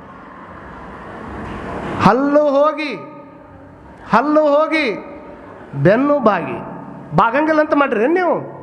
ಇವತ್ತು ಇಟ್ಟಾಕೊಂಡ ಚಲೋ ಗಿಡದಾಗ ಹಸಿರು ಎಲೆ ಕಾಣಕತ್ತದಂದ್ರೆ ಒಂದು ದಿವಸ ಉದುರಿ ಬೀಳುದ. ಇದು ಎಲ್ಲರಿಗೂ ಗೊತ್ತಿರುವಂಥ ಸರ್ವಕಾಲಿಕ ಸತ್ಯ. ಇದು ಎಲ್ಲರಿಗೂ ಗೊತ್ತದ. ತಲೆಯಾಗಿರುವಂಥ ಕೂದಲ ಇಟ್ಟಾಕೊಂಡ ಕರ್ರಗದವಂದ್ರೆ ಒಂದು ದಿವಸ ಬೆಳಗಾಗುವ ಆಗಂಗಿಲ್ಲ ಅಂತ ಮಾಡ್ರಿ ನೀವು. ಆದ್ರೆ ಮನುಷ್ಯನಿಗೆ ಮನುಷ್ಯನಿಗೆ ಚಿಂತೆ ಅದರದಂದ್ರೆ ಸಾವಿರ ಅಲ್ಲ ಲಕ್ಷ ಲಕ್ಷ ಕರೆ ಕೂದಲು ತಲೆಯಾಗಿದ್ರೂ ಸಹಿತ ಅದ್ರ ಬಗ್ಗೆ ಚಿಂತೆ ಇರೋದಿಲ್ಲ. ಒಂದು ತಲೆಯಾಗ ಕರೆ ಕೂದಲ ಬಿಟ್ಟು ಬೆಳೆ ಕೂದಲ ಚಲೋ ಆಯ್ತಂದ್ರೆ ಹೊಳ್ಳ ಅದ್ರ ಮೇಲೆ ಕೈ ಇಟ್ಕೊಂಡು ನನ್ನ ತಲೆಯಾಗಿನ ಕೂದಲು ಬೆಳ್ಳಗಾಗಕತ್ತು ಅಂತ ಚಿಂತೆ ಸ್ಟಾರ್ಟ್ ಆಗ್ತದೆ, ಚಲೋ ಆಗ್ತದೆ. ಅದಕ್ಕೆ ಡಿ ವಿ ಜಿ ಅವ್ರು ಹೇಳ್ತಾರೆ, ತರಚು ಗಾಯವ ಕೆರೆದು ಹುಣ್ಣ ನಾಗಿಪ್ಪುದು ಕಪಿಯು ಕೊರತೆಯೊಂದನು ನೀನು ಅನುದಿನವು ನರಳಿ ಧರೆಯೆಲ್ಲವನ್ನು ಶಪಿಸಿ ನರಳುವುದು ಬಾಳೇನೋ ಮಂಕುತಿಮ್ಮ. ಮಂಗ ಈ ಕಡೆಯಿಂದ ಆ ಕಡೆ ಜಿಗಿಬೇಕಾದ್ರೆ ಒಂದು ಕಡೆಯಿಂದ ಒಂದು ಕಡೆ ಟೊಂಗಿಗೆ ಹಾರಬೇಕಾದ್ರೆ ಒಂದು ಸಣ್ಣ ಗಾಯ ಆಗ್ತದೆ. ಅದಕ್ಕೆ ಒಂದು ಗಾಯ ಆದ ಕೂಡಲೇ ಅದನ್ನು ಹೊಳ್ಳ ಕೆರೆದು ಕೆರೆದು ಕೆರೆದು ದೊಡ್ಡ ಹುಣ್ಣನ್ನಾಗಿ ಮಾಡ್ಕೊತದೆ. ಹುಣ್ಣು ಮಾಡಿಕೊಂಡು ಅದರೊಳಗೆ ಅದನ್ನು ದೊಡ್ಡ ಹುಣ್ಣು ಮಾಡ್ಕೊಂಡು ಅದ್ರಾಗ ಸತ್ತು ಹೋಗಿಬಿಡ್ತದೆ. ಹಂಗೆ ಎಷ್ಟೋ ಮಂದಿ ಆಗಿ ಹೋಗಿದ್ದು ಎಂದೋ ಇರ್ತದೆ ಘಟನೆ, ಹೊಳ್ಳ ಹೇಳೋದು ಅದನ್ನು 20 ವರ್ಷದ ಹಿಂದಿನ ಘಟನೆ ನಮ್ಮ ಮನ್ಯಾಗ ಹಿಂಗಾತ್ರಿ, ನಮ್ಮ ಮನ್ಯಾಗ ಹಿಂಗೆ ಎಷ್ಟು ದಿವಸ ಅಂತ ಹೇಳವ ಇರುವಂಥ ಒಂದು ಘಟನವನ್ನು ಹೊಳ್ಳ ಹೇಳಿ ಹೇಳಿ ಹೇಳಿ ಅದರೊಳಗೆ ಅದನ್ನು ಮಾನಸಿಕ ಮಾಡಿಕೊಂಡು ಅದನ್ನು ದೊಡ್ಡ ಹುಣ್ಣು ಮಾಡಿಕೊಂಡು ನೀನು ಸಹಿತ ಅದ್ರಾಗ ಸತ್ತು ಹೋಗೋದೇನೈತಲ್ಲ, ಧರೆಯೆಲ್ಲವನ್ನು ಶಪಿಸಿ ನರಳುವುದು ಬಾಳೇನೋ ಮಂಕುತಿಮ್ಮ. ಅದಕ್ಕೆ ಭಾಳ ಹಳೇದನ್ನು ಹೇಳಕ್ಕೆ ಹೋಗ್ಬಾರ್ದು. ಗೊತ್ತಿಲ್ಲ ನಾಳೆ ಸತ್ತು ಹೋಗಿದೆ, ನಿನ್ನೆ ಅನ್ನೋದು ಸತ್ತು ಹೋಗ್ಯದ, ನಾಳೆ ಅನ್ನೋದು ಏನೂ ಗೊತ್ತಿಲ್ಲ. ಈ ದಿನದ ಹೊತ್ತು ಅದು ನಿನ್ನ ಸ್ವತ್ತು, ಬದುಕಿ ಬಿಡು, ಬದುಕಬಿಡು. ನೀ ಯಾವತ್ತು ಬದುಕಬೇಕಂದ್ರೆ ನಿನ್ನೆ ಅನ್ನುವಂಥದ್ದು ಸತ್ತು ಹೋಗ್ಯದ, ನಾಳೆ ಅನ್ನುವಂಥದ್ದು ಗೊತ್ತಿಲ್ಲ. ಈ ದಿನದ ಈ ಹೊತ್ತೇನೈತಲ್ಲ ಅದು ಮಾತ್ರ ನಮ್ಮ ಸ್ವತ್ತಾಗಬೇಕೇ ಹೊರತಾಗಿ ಹಿಂದಿಲ್ದು ಮುಂದಿಲ್ದು ತೊಗೊಂಡು ಯಾರೇನು ಮಾಡೋರದ. ಈಗ ಹೆಂಗೆ ಬದುಕಾಕತ್ತೀನಿ, ಈಗ ಹೆಂಗೆ ಬದುಕಬೇಕು, ಇದನ್ನು ನಾವೆಲ್ಲರೂ ತಿಳ್ಕೊಂಡು ಬದುಕಬೇಕಾಗ್ತದೆ. ಇಲ್ಲ ಅಂದರೆ ಏನಾಗ್ತದೆ, ಎಲ್ಲ ಮುಗಿದ ಮೇಲೆ ನಾವು ಏನಾದರೂ ಮಾಡ್ತೀವಿ ಅಂತಂದರೆ ಏನು ಮಾಡಲಿಕ್ಕೆ ಸಾಧ್ಯ ಇಲ್ಲ. ಹಾಗಾಗಿ ನಾವು ತಲೆಯಾಗಿ ಇಟ್ಕೊಳ್ಬೇಕಾಗಿರುವಂಥದ್ದು ಏನು ಅಂತಂದರೆ, ಇಲ್ಲಿ ವಿಶೇಷವಾಗಿ ತಾವೆಲ್ಲ ಕೂತಿದ್ದೀರ, ಯಾವಾಗ ಎಲ್ಲವೂ ಹೋಗೋದಕ್ಕಿಂತ ಮುನ್ನ ಹಣ್ಣು ಬಾಗುವುದೇ ಬೆನ್ನು ಬಾಗುವುದೇ ಎಲ್ಲವೂ ಒಂದು ದಿವಸ ಹಣ್ಣಾಗಿ ಹೋಗುವುದೇ ಆಗುವಂತಹ ಒಂದೊಂದು ವಿಚಾರಗಳನ್ನು ತಲೆಯಾಗಿಟ್ಟುಕೊಂಡು ನಮ್ಮ ಜೀವನವನ್ನು ಹಾಳು ಮಾಡ್ಕೊಳ್ಳೋದಕ್ಕಿಂತ ಈ ಒಂದು ಕೂದಲು ಕರ್ರಗೆ ಇದ್ದಿದ್ದು ಬೆಳಗ್ಗೆ ಆಗೈತೆ ಅಂದ್ರೆ ಏನು ತಪ್ಪು? ಇಲ್ಲಿ ಕುಂತವ್ರೆಲ್ಲರೂ ತಿಳ್ಕೊಬೇಕು, ನಾನು ತಿಳ್ಕೊಬೇಕು, ನೀವು ತಿಳ್ಕೊಬೇಕು. ತಲೆಯಾಗಿನ ಕೂದಲ ಕರ್ರಗಿದ್ದಿದ್ದು ಬೆಳಗಾಗಕತ್ತವಂದ್ರೆ ಇಷ್ಟ ತಿಳ್ಕೊಂಬಿಡ್ರಿ. ಭಾಳ ಮಂದಿ ಅವು ಬೆಳಗಾಗಕತ್ತ ಬಿಡ್ಲಿ ಸ್ನಾನ ಮಾಡ್ಕೊಳಂಗಿಲ್ಲ, ಹೋದ್ರೆ ಒಂದು ಹೆರಡ್ರೈ ತಂದ್ರೆ ಹಚ್ಕೊಂಡ್ರೆ ಕರ್ರಗೆ ಮಾಡ್ಕೊಂಡು ಅಡ್ಡಾಡಿದ್ರೆ ಆ ಕೂದಲಕ್ಕೆ ಹಚ್ಚಿದ ಬಣ್ಣ ಅಂತಿರ್ತೈತಿ. ನನ್ನ ಬಣ್ಣ ನಿನ್ನ ತಲೆಯಾಗಿರೋ ಮಟ್ಟ ನಿಂದು ಜಗತ್ತಿಗೆ ಭಾಳ ಚಂದ ಕಾಣ್ತೈತಿ, ನನ್ನ ಬಣ್ಣ ಹೋತಂದ್ರೆ ನಿಜವಾದ ಬಣ್ಣ ನಿಂದು ಏನು ಅನ್ನೋದು ಗೊತ್ತಾಗೈತೆ ಎಲ್ಲ ಮಂದಿಗೆ ಅಂತ. ಆದರೂ ನಾವು ಬಿಡಂಗಿಲ್ಲ, ಹಚ್ಕೊತೀವಿ. ಇಷ್ಟ ತಿಳ್ಕೊಬೇಕು. ಈಗ ಆಮೇಲೆ ಪ್ರಸಾದ ಮಾಡ್ತಿರಲ್ಲಮ್ಮ, ತಾವೆಲ್ಲ ಶರಣರು ಮಾಡ್ತೀರಿ. ಪ್ರಸಾದಕ್ಕೆ ಕುಂತಾಗ ಫಸ್ಟ್ ರೊಟ್ಟಿ ಕೊಡ್ತಾರೆ, ಚಪಾತಿ ಕೊಡ್ತಾರೆ. ನಮ್ದು ಉತ್ತರ ಕರ್ನಾಟಕ ಕಡೆ ಒಂದು ಸ್ಟೈಲ್ ಐತಿ. ಇವು ರೊಟ್ಟಿ ಚಪಾತಿ ಎಲ್ಲ ತಿಂದ ಸ್ವೀಟ್ ತಿಂತೀರ, ಆಮೇಲೆ ಉಣ್ಣೋದೇನಮ್ಮ ಅನ್ನ ಸಾರು. ಅನ್ನ ಬೆಳಗಿರ್ತದಲ್ಲ, ತಟ್ಟಿ ಒಳಗೆ ಅನ್ನ ಬಂದೈತೆ ಅಂದ್ರೆ ನೀವೇನು ತಿಳ್ಕೊತೀರಿ? ತಟ್ಟಿ ಒಳಗೆ ಅನ್ನ ಬಂದೈತೆ ಅಂದ್ರೆ ಊಟ ಮುಗ್ಯಾಕೆ ಬಂದೈತೆ ಅಂತ ತಿಳ್ಕೊತೀರಿಲ್ಲ. ತಟ್ಟಿ ಒಳಗೆ ಅನ್ನ ಬಂದೈತೆ ಅಂದ್ರೆ ಊಟ ಮುಗ್ಯಾಕೆ ಬಂದೈತೆ ಅಂತ ತಿಳ್ಕೊಬೇಕು. ನೆತ್ತಿ ಒಳಗೆ ಬೆಳೆ ಕೂದಲು ಬರಾಕತ್ತಾವಂದ್ರೆ ಜೀವನ ಮುಗ್ಯಾಕೆ ಬಂದೈತೆ ಅಂತ ತಿಳ್ಕೊಂಡ್ಬಿಟ್ರೆ ನಮ್ಮಂತ ಆನಂದ ಯಾರಿಗೆ? ಚಪ್ಪಾಳಿ ಹೊಡೆದವ್ರೆಲ್ಲರ ಒಂದರ ದಿವಸ ಬಣ್ಣ ಹಚ್ಚದವ್ರ ನೀವು ಬೇಕಾದ್ರೆ ನೋಡ್ರಿ, ನೀವು ಯಾರು ಹಚ್ಚಿಲ್ಲ, ಈಗ ಬಿಟ್ಟಿರ್ಬೋದು ಅಷ್ಟೇ, ಆದ್ರೆ ಒಂದ್ಸಲ ಹಚ್ಕೊಂಡಿರ್ತಾರೆ ಅಷ್ಟೇ, ಹೌದಲ್ಲ? ಅದ್ರ ಬಗ್ಗೆ ನಾ ಹೆಚ್ಚು ಹೇಳಕ್ಕೆ ತಯಾರಿಲ್ಲ. ಕಾರಣ ಎಲ್ಲ ಇರ್ತದೆ. ಮನುಷ್ಯನ ಸ್ವಭಾವ ಏನು ಅಂತಂದ್ರೆ ಎಲ್ಲ ಇದ್ದಾಗ ಅದನ್ನು ನೆನೆಸ್ಕೊಳ್ಳೋದು ಭಾಳ ಕಡಿಮೆ. ಮನುಷ್ಯ ಎಲ್ಲಾರದ ಬಗ್ಗೆ ಭಾಳ ಚಿಂತೆ ಮಾಡ್ತಾನೆ. ಬರೀ ಇಲ್ಲ ಅಂತ ತಿಳ್ಕೊಂಡು ಲಿಸ್ಟ್ ಮಾಡ್ಕೊತ ಹೋದ್ರೆ ಲಿಸ್ಟ್ ದೊಡ್ಡದಾಕೊಂತ ಹೋಗ್ತದೆ. ಏನು ಕೊಟ್ಟಾನಂತ ತಿಳ್ಕೊಂಡು ಒಂದ್ಸಲ ಹಂಗೆ ವಿಚಾರ ಮಾಡ್ಕೊಂಡು ಶಿವಬಾಸ ಅಜ್ಜಾರ ಜಯಂತಿ ಕಾರ್ಯಕ್ರಮದೊಳಗೆ ವರ್ಷ ನಾವು ಕೂಡ್ತೀವಿ. ಶಿವಬಾಸ ಅಜ್ಜಾರ ಜಯಂತಿ ಕಾರ್ಯಕ್ರಮದೊಳಗೆ ವರ್ಷ ನಾವು ಕೂಡ್ತೀವಿ. ಒಬ್ಬೊಬ್ಬ ಅನುಭವಿಗಳು ಬಂದು ವೇದಿಕೆ ಮೇಲೆ ಕೂತ್ಕೊಂಡು ನಿಮಗೆ ಅನುಭವದ 2 ಮಾತುಗಳನ್ನು ಹೇಳ್ತಾರೆ, ನೀವು ಕೇಳ್ತೀರಿ. ಆದರೆ ಒಂದು ತಲೆಯಾಗಿಟ್ಕೊಳ್ಬೇಕು, ಎಷ್ಟು ನಾವು ಅದರಲ್ಲಿಂದ ಏನೇನು ವಿಚಾರಗಳನ್ನು ತೆಗೆದುಕೊಂಡಿವಿ ಅನ್ನುವಂಥದ್ದು ಬಹಳಷ್ಟು ಮುಖ್ಯ ಆಗ್ತದೆ. ಶಿವಬಾಸ ಅಜ್ಜಾರ ವಿಚಾರವನ್ನು ಪ್ರತಿ ವರ್ಷ ಕೇಳ್ತೀವಲ್ಲ, ನಾವು ಪ್ರತಿ ವರ್ಷ ಕೇಳ್ತೀವಿ. ಯಾರು ಜಯಂತಿಯನ್ನು ಮಾಡ್ತಾರೆ ಹೇಳಿ ನೋಡೋಣ? ಜಯಂತಿ ಅನ್ನುವಂಥದ್ದು ನಾವಿದ್ದಾಗ ಅಟ್ಟ ನಮ್ಮ ಹುಟ್ಟುಹಬ್ಬ ನಡೀತಾವ. ನಾವು ಹೋದ್ಮೇಲೆ ಯಾವ ನಮ್ಮ ಮಕ್ಕಳು ಹುಟ್ಟುಹಬ್ಬ ಮಾಡೋದಿಲ್ಲ. ಮಾಡ್ತಾವಂತೀರಿ ನೀವು? ಮಾಡೋಂಗಿಲ್ಲ. ನಾವಿದ್ದಾಗ ಅಟ್ಟ ಅವು ಮಾಡ್ತಾವ, ನಾವು ಹೋದ್ಮೇಲೆ ಅವು ಮಾಡೋಂಗಿಲ್ಲ. ಆದರೆ ಯಾರು ಮಣ್ಣನ್ನು ಆಳ್ಯಾರ ಅವ್ರದ್ದು ಭಾಳ ದಿವಸ ನಡೆಯೋಂಗಿಲ್ಲ. ಯಾರು ಮನಸ್ಸುಗಳನ್ನು ಆಳ್ಯಾರ ಅವರು ಮಾತ್ರ ಎಂದು ಸೂರ್ಯ ಚಂದ್ರ ಇರ್ತಾರೆ ಅಲ್ಲಿ ಮಟನೂ ಅವ್ರ ಹೆಸರು ಈ ನಾಡಿನೊಳಗೆ ಅಜರಾಮಜರವಾಗಿ ಉಳಿತಿರ್ತದೆ. ಇದೆಲ್ಲರಿಗೂ ಗೊತ್ತಿರುವಂಥ ವಿಷಯನೇ. ಹಾಗಾಗಿ ನಾವು ತಿಳ್ಕೊಳ್ಬೇಕು, ಅವರ ಜಯಂತಿ ಕಾರ್ಯಕ್ರಮದೊಳಗೆ ನಮಗೊಂದು ಅವಕಾಶ, ಏನಾದರೂ ಒಂದು ಮಾತುಗಳನ್ನ ಹೇಳಿದಾಗ ಅದನ್ನು ತೆಗೆದುಕೊಂಡಾಗ, ಯಾಕಂದ್ರೆ ನಾವು ಅಂದ್ಕೊಂಡಷ್ಟು ದಿವಸ ಲಾಂಗ್ ಇಲ್ಲದ ಜೀವನ ಇಲ್ಲ ಅಂತ ತಿಳ್ಕೊಂಡು ಲಿಸ್ಟ್ ಮಾಡೋಕ್ಕೆ ಹೋಗಬೇಡ್ರಿ. ಇದ್ದಿದ್ದನ್ನು ಒಂದ್ಸಲ ಭಗವಂತ ಏನು ಕೊಟ್ಟಿಲ್ಲ ಹೇಳಿ? ಶಿವಬಾಸ ಅಜ್ಜಾರು ನಮಗೇನು ವರ ಕೊಟ್ಟಾರ? ಭಾಳ ಮಂದಿ ಅನ್ಕೋಬೋದು ನಾವು ಇಷ್ಟು ವರ್ಷ ಆತ್ರಿ ನಡ್ಕೊಳಕತ್ತು. ಕೆಲವು ಮಂದಿ ಈ ನಿಮ್ಮ ಕಡೆ ಹೆಂಗೈತೋ ಗೊತ್ತಿಲ್ಲ, ನಾವು ಭಾಳ ಕಡೆ ಹೋಗ್ತೀವಿ. ಫಸ್ಟ್ ಹೊಕ್ಕಾರ ದೇವಸ್ಥಾನಕ್ಕೆ ಹೋದ ಕೂಡಲೇ ಫಸ್ಟ್ ಅಪ್ಲೈ ಮಾಡ್ತಾರೆ, ದೇವ್ರ ಮುಂದೆ ಅಪ್ಲೈ ಮಾಡ್ತಾರೆ.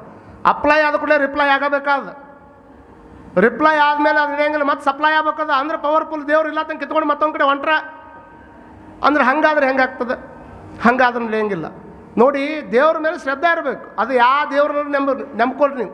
ನಿಮ್ಮ ಇಷ್ಟಾರ್ಥವಾಗಿರ್ತಕ್ಕಂಥ ಇಷ್ಟಲಿಂಗಯ್ಯ ಕೈಯಾಗ ಕೊಟ್ಟಾನಪ್ಪ ಅಂತಂದ್ರೆ ಅದರೊಳಗೆ ಎಲ್ಲ ದೇವರನ್ನು ಅದರೊಳಗೆ ಇಟ್ಟಾನ ಪರಮಾತ್ಮ ಬಸವಣ್ಣ. ಅದನ್ನು ಇಟ್ಕೊಂಡು ನಂಬಿಕೆ ಬೇಕಲ್ಲ, ಅದ್ರ ಬೇಕೆ ಭಾಳ ಪರಿಪೂರ್ಣವಾಗಿರುವಂಥ ನಂಬಿಕೆ ಬೇಕು. ನಂಬಿಕೆ ಇಲ್ಲಾರ್ದ ಏನೋ ಮಾಡೋಕ್ಕೆ ಹೋದ್ರೂ ಅದು ಪರಿಣಾಮ ಆಗೋದಿಲ್ಲ.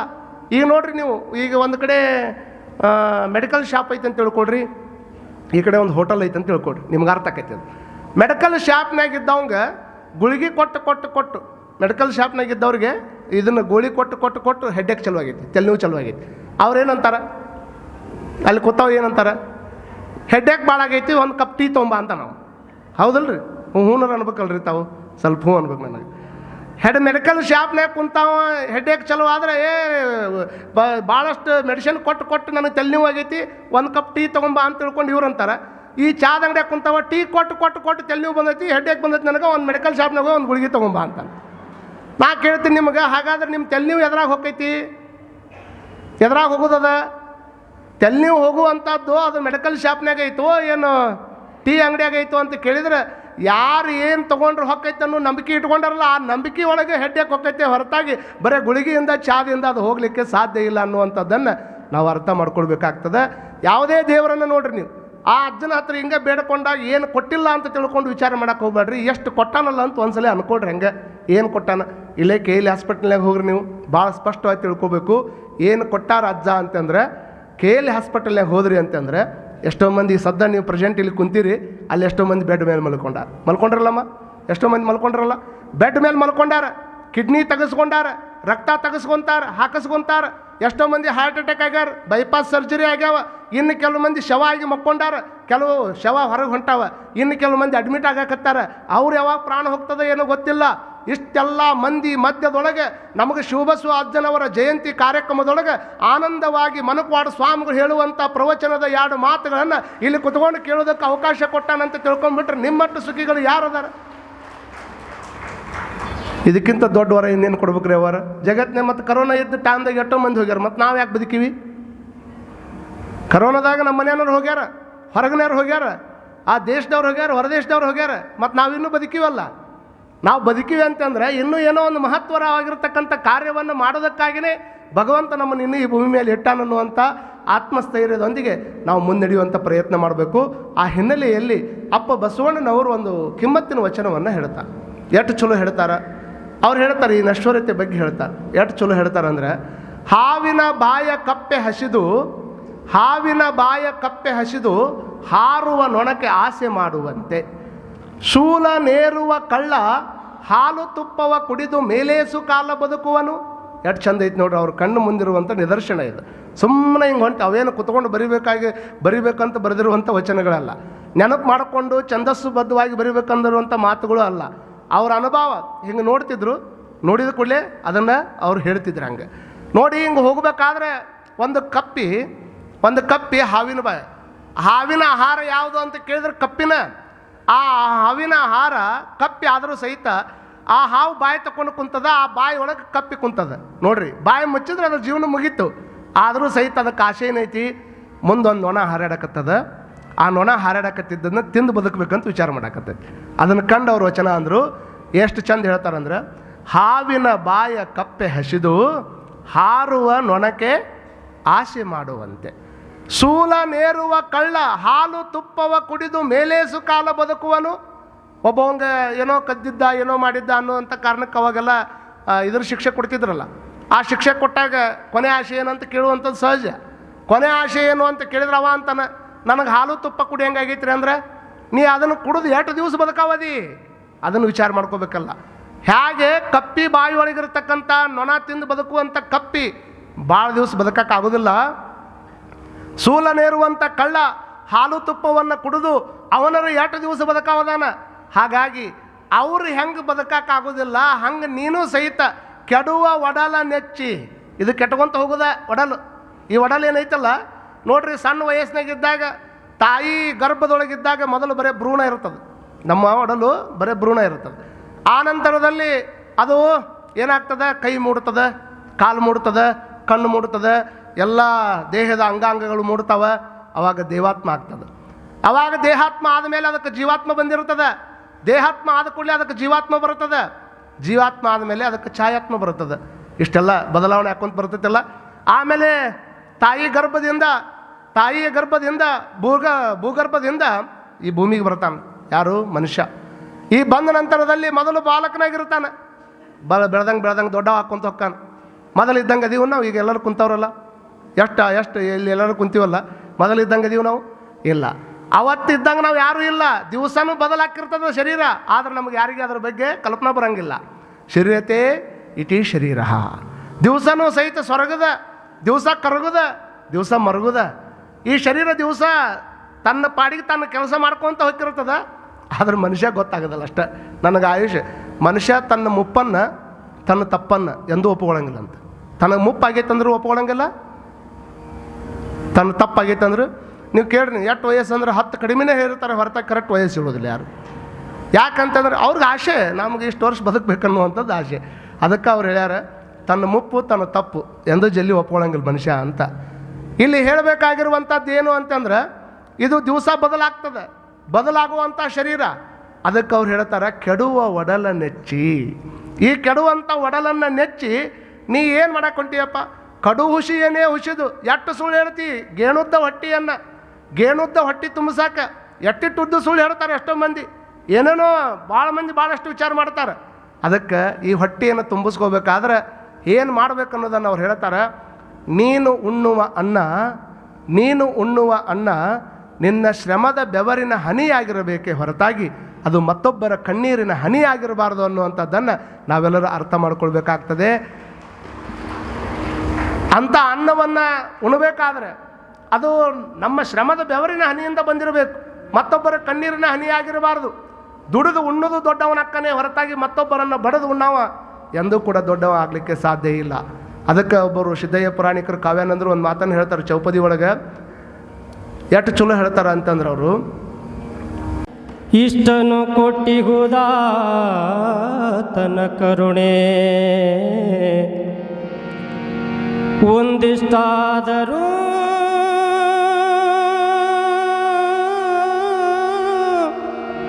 ಉಪಕೃತಿ ಸ್ಮರಣೆ ಮಾನವ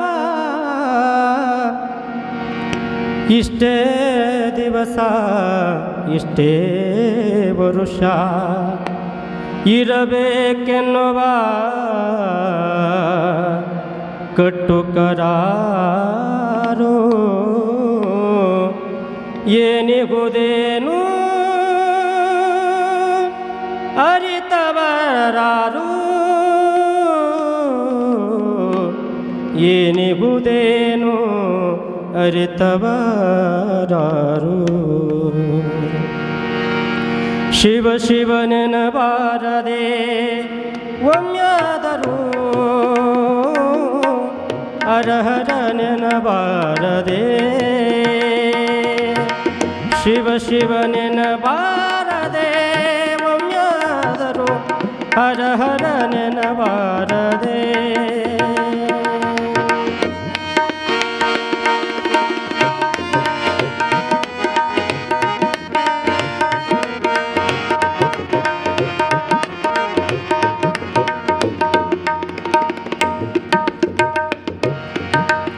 ಮಾನವ ಜನ್ಮ ದೊಡ್ಡದು ಇದನ್ನು ಹಾನಿ ಮಾಡಲು ಬೇಡಿ ಉಚ್ಚಪ್ಪಗಳಿರ ಮಾನವ ಜನ್ಮ ದೊಡ್ಡದು ಅದನ್ನು ಹಾನಿ ಮಾಡಲು ಬೇಡಿ ಉಚ್ಚಪ್ಪಗಳಿರ ಕಣ್ಣು ಕೈ ಕಾಲು ಕಿವಿನಾಲಿಗೆ ಇರಲಿಕ್ಕೆ ಮಣ್ಣು ಮುಚ್ಚಿ ಮರಳಾಗುವರೇ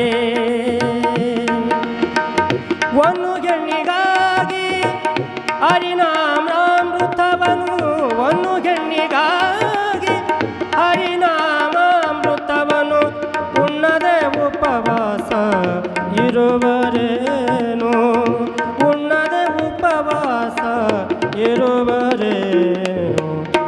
ಶಿವ ಶಿವನೆನಬಾರದೆ ಒಮ್ಮ್ಯಾದರೂ ಹರ ಹರ ನೆನಬಾರದೆ.